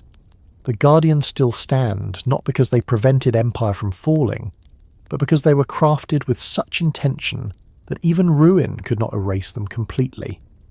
As the day draws to its close, as thoughts slow and edges soften, imagine the ancient gates of Nineveh in twilight, the city quiet after procession, the king withdrawn to inner chambers, the Lamassu stationed at the threshold, their gaze fixed forward.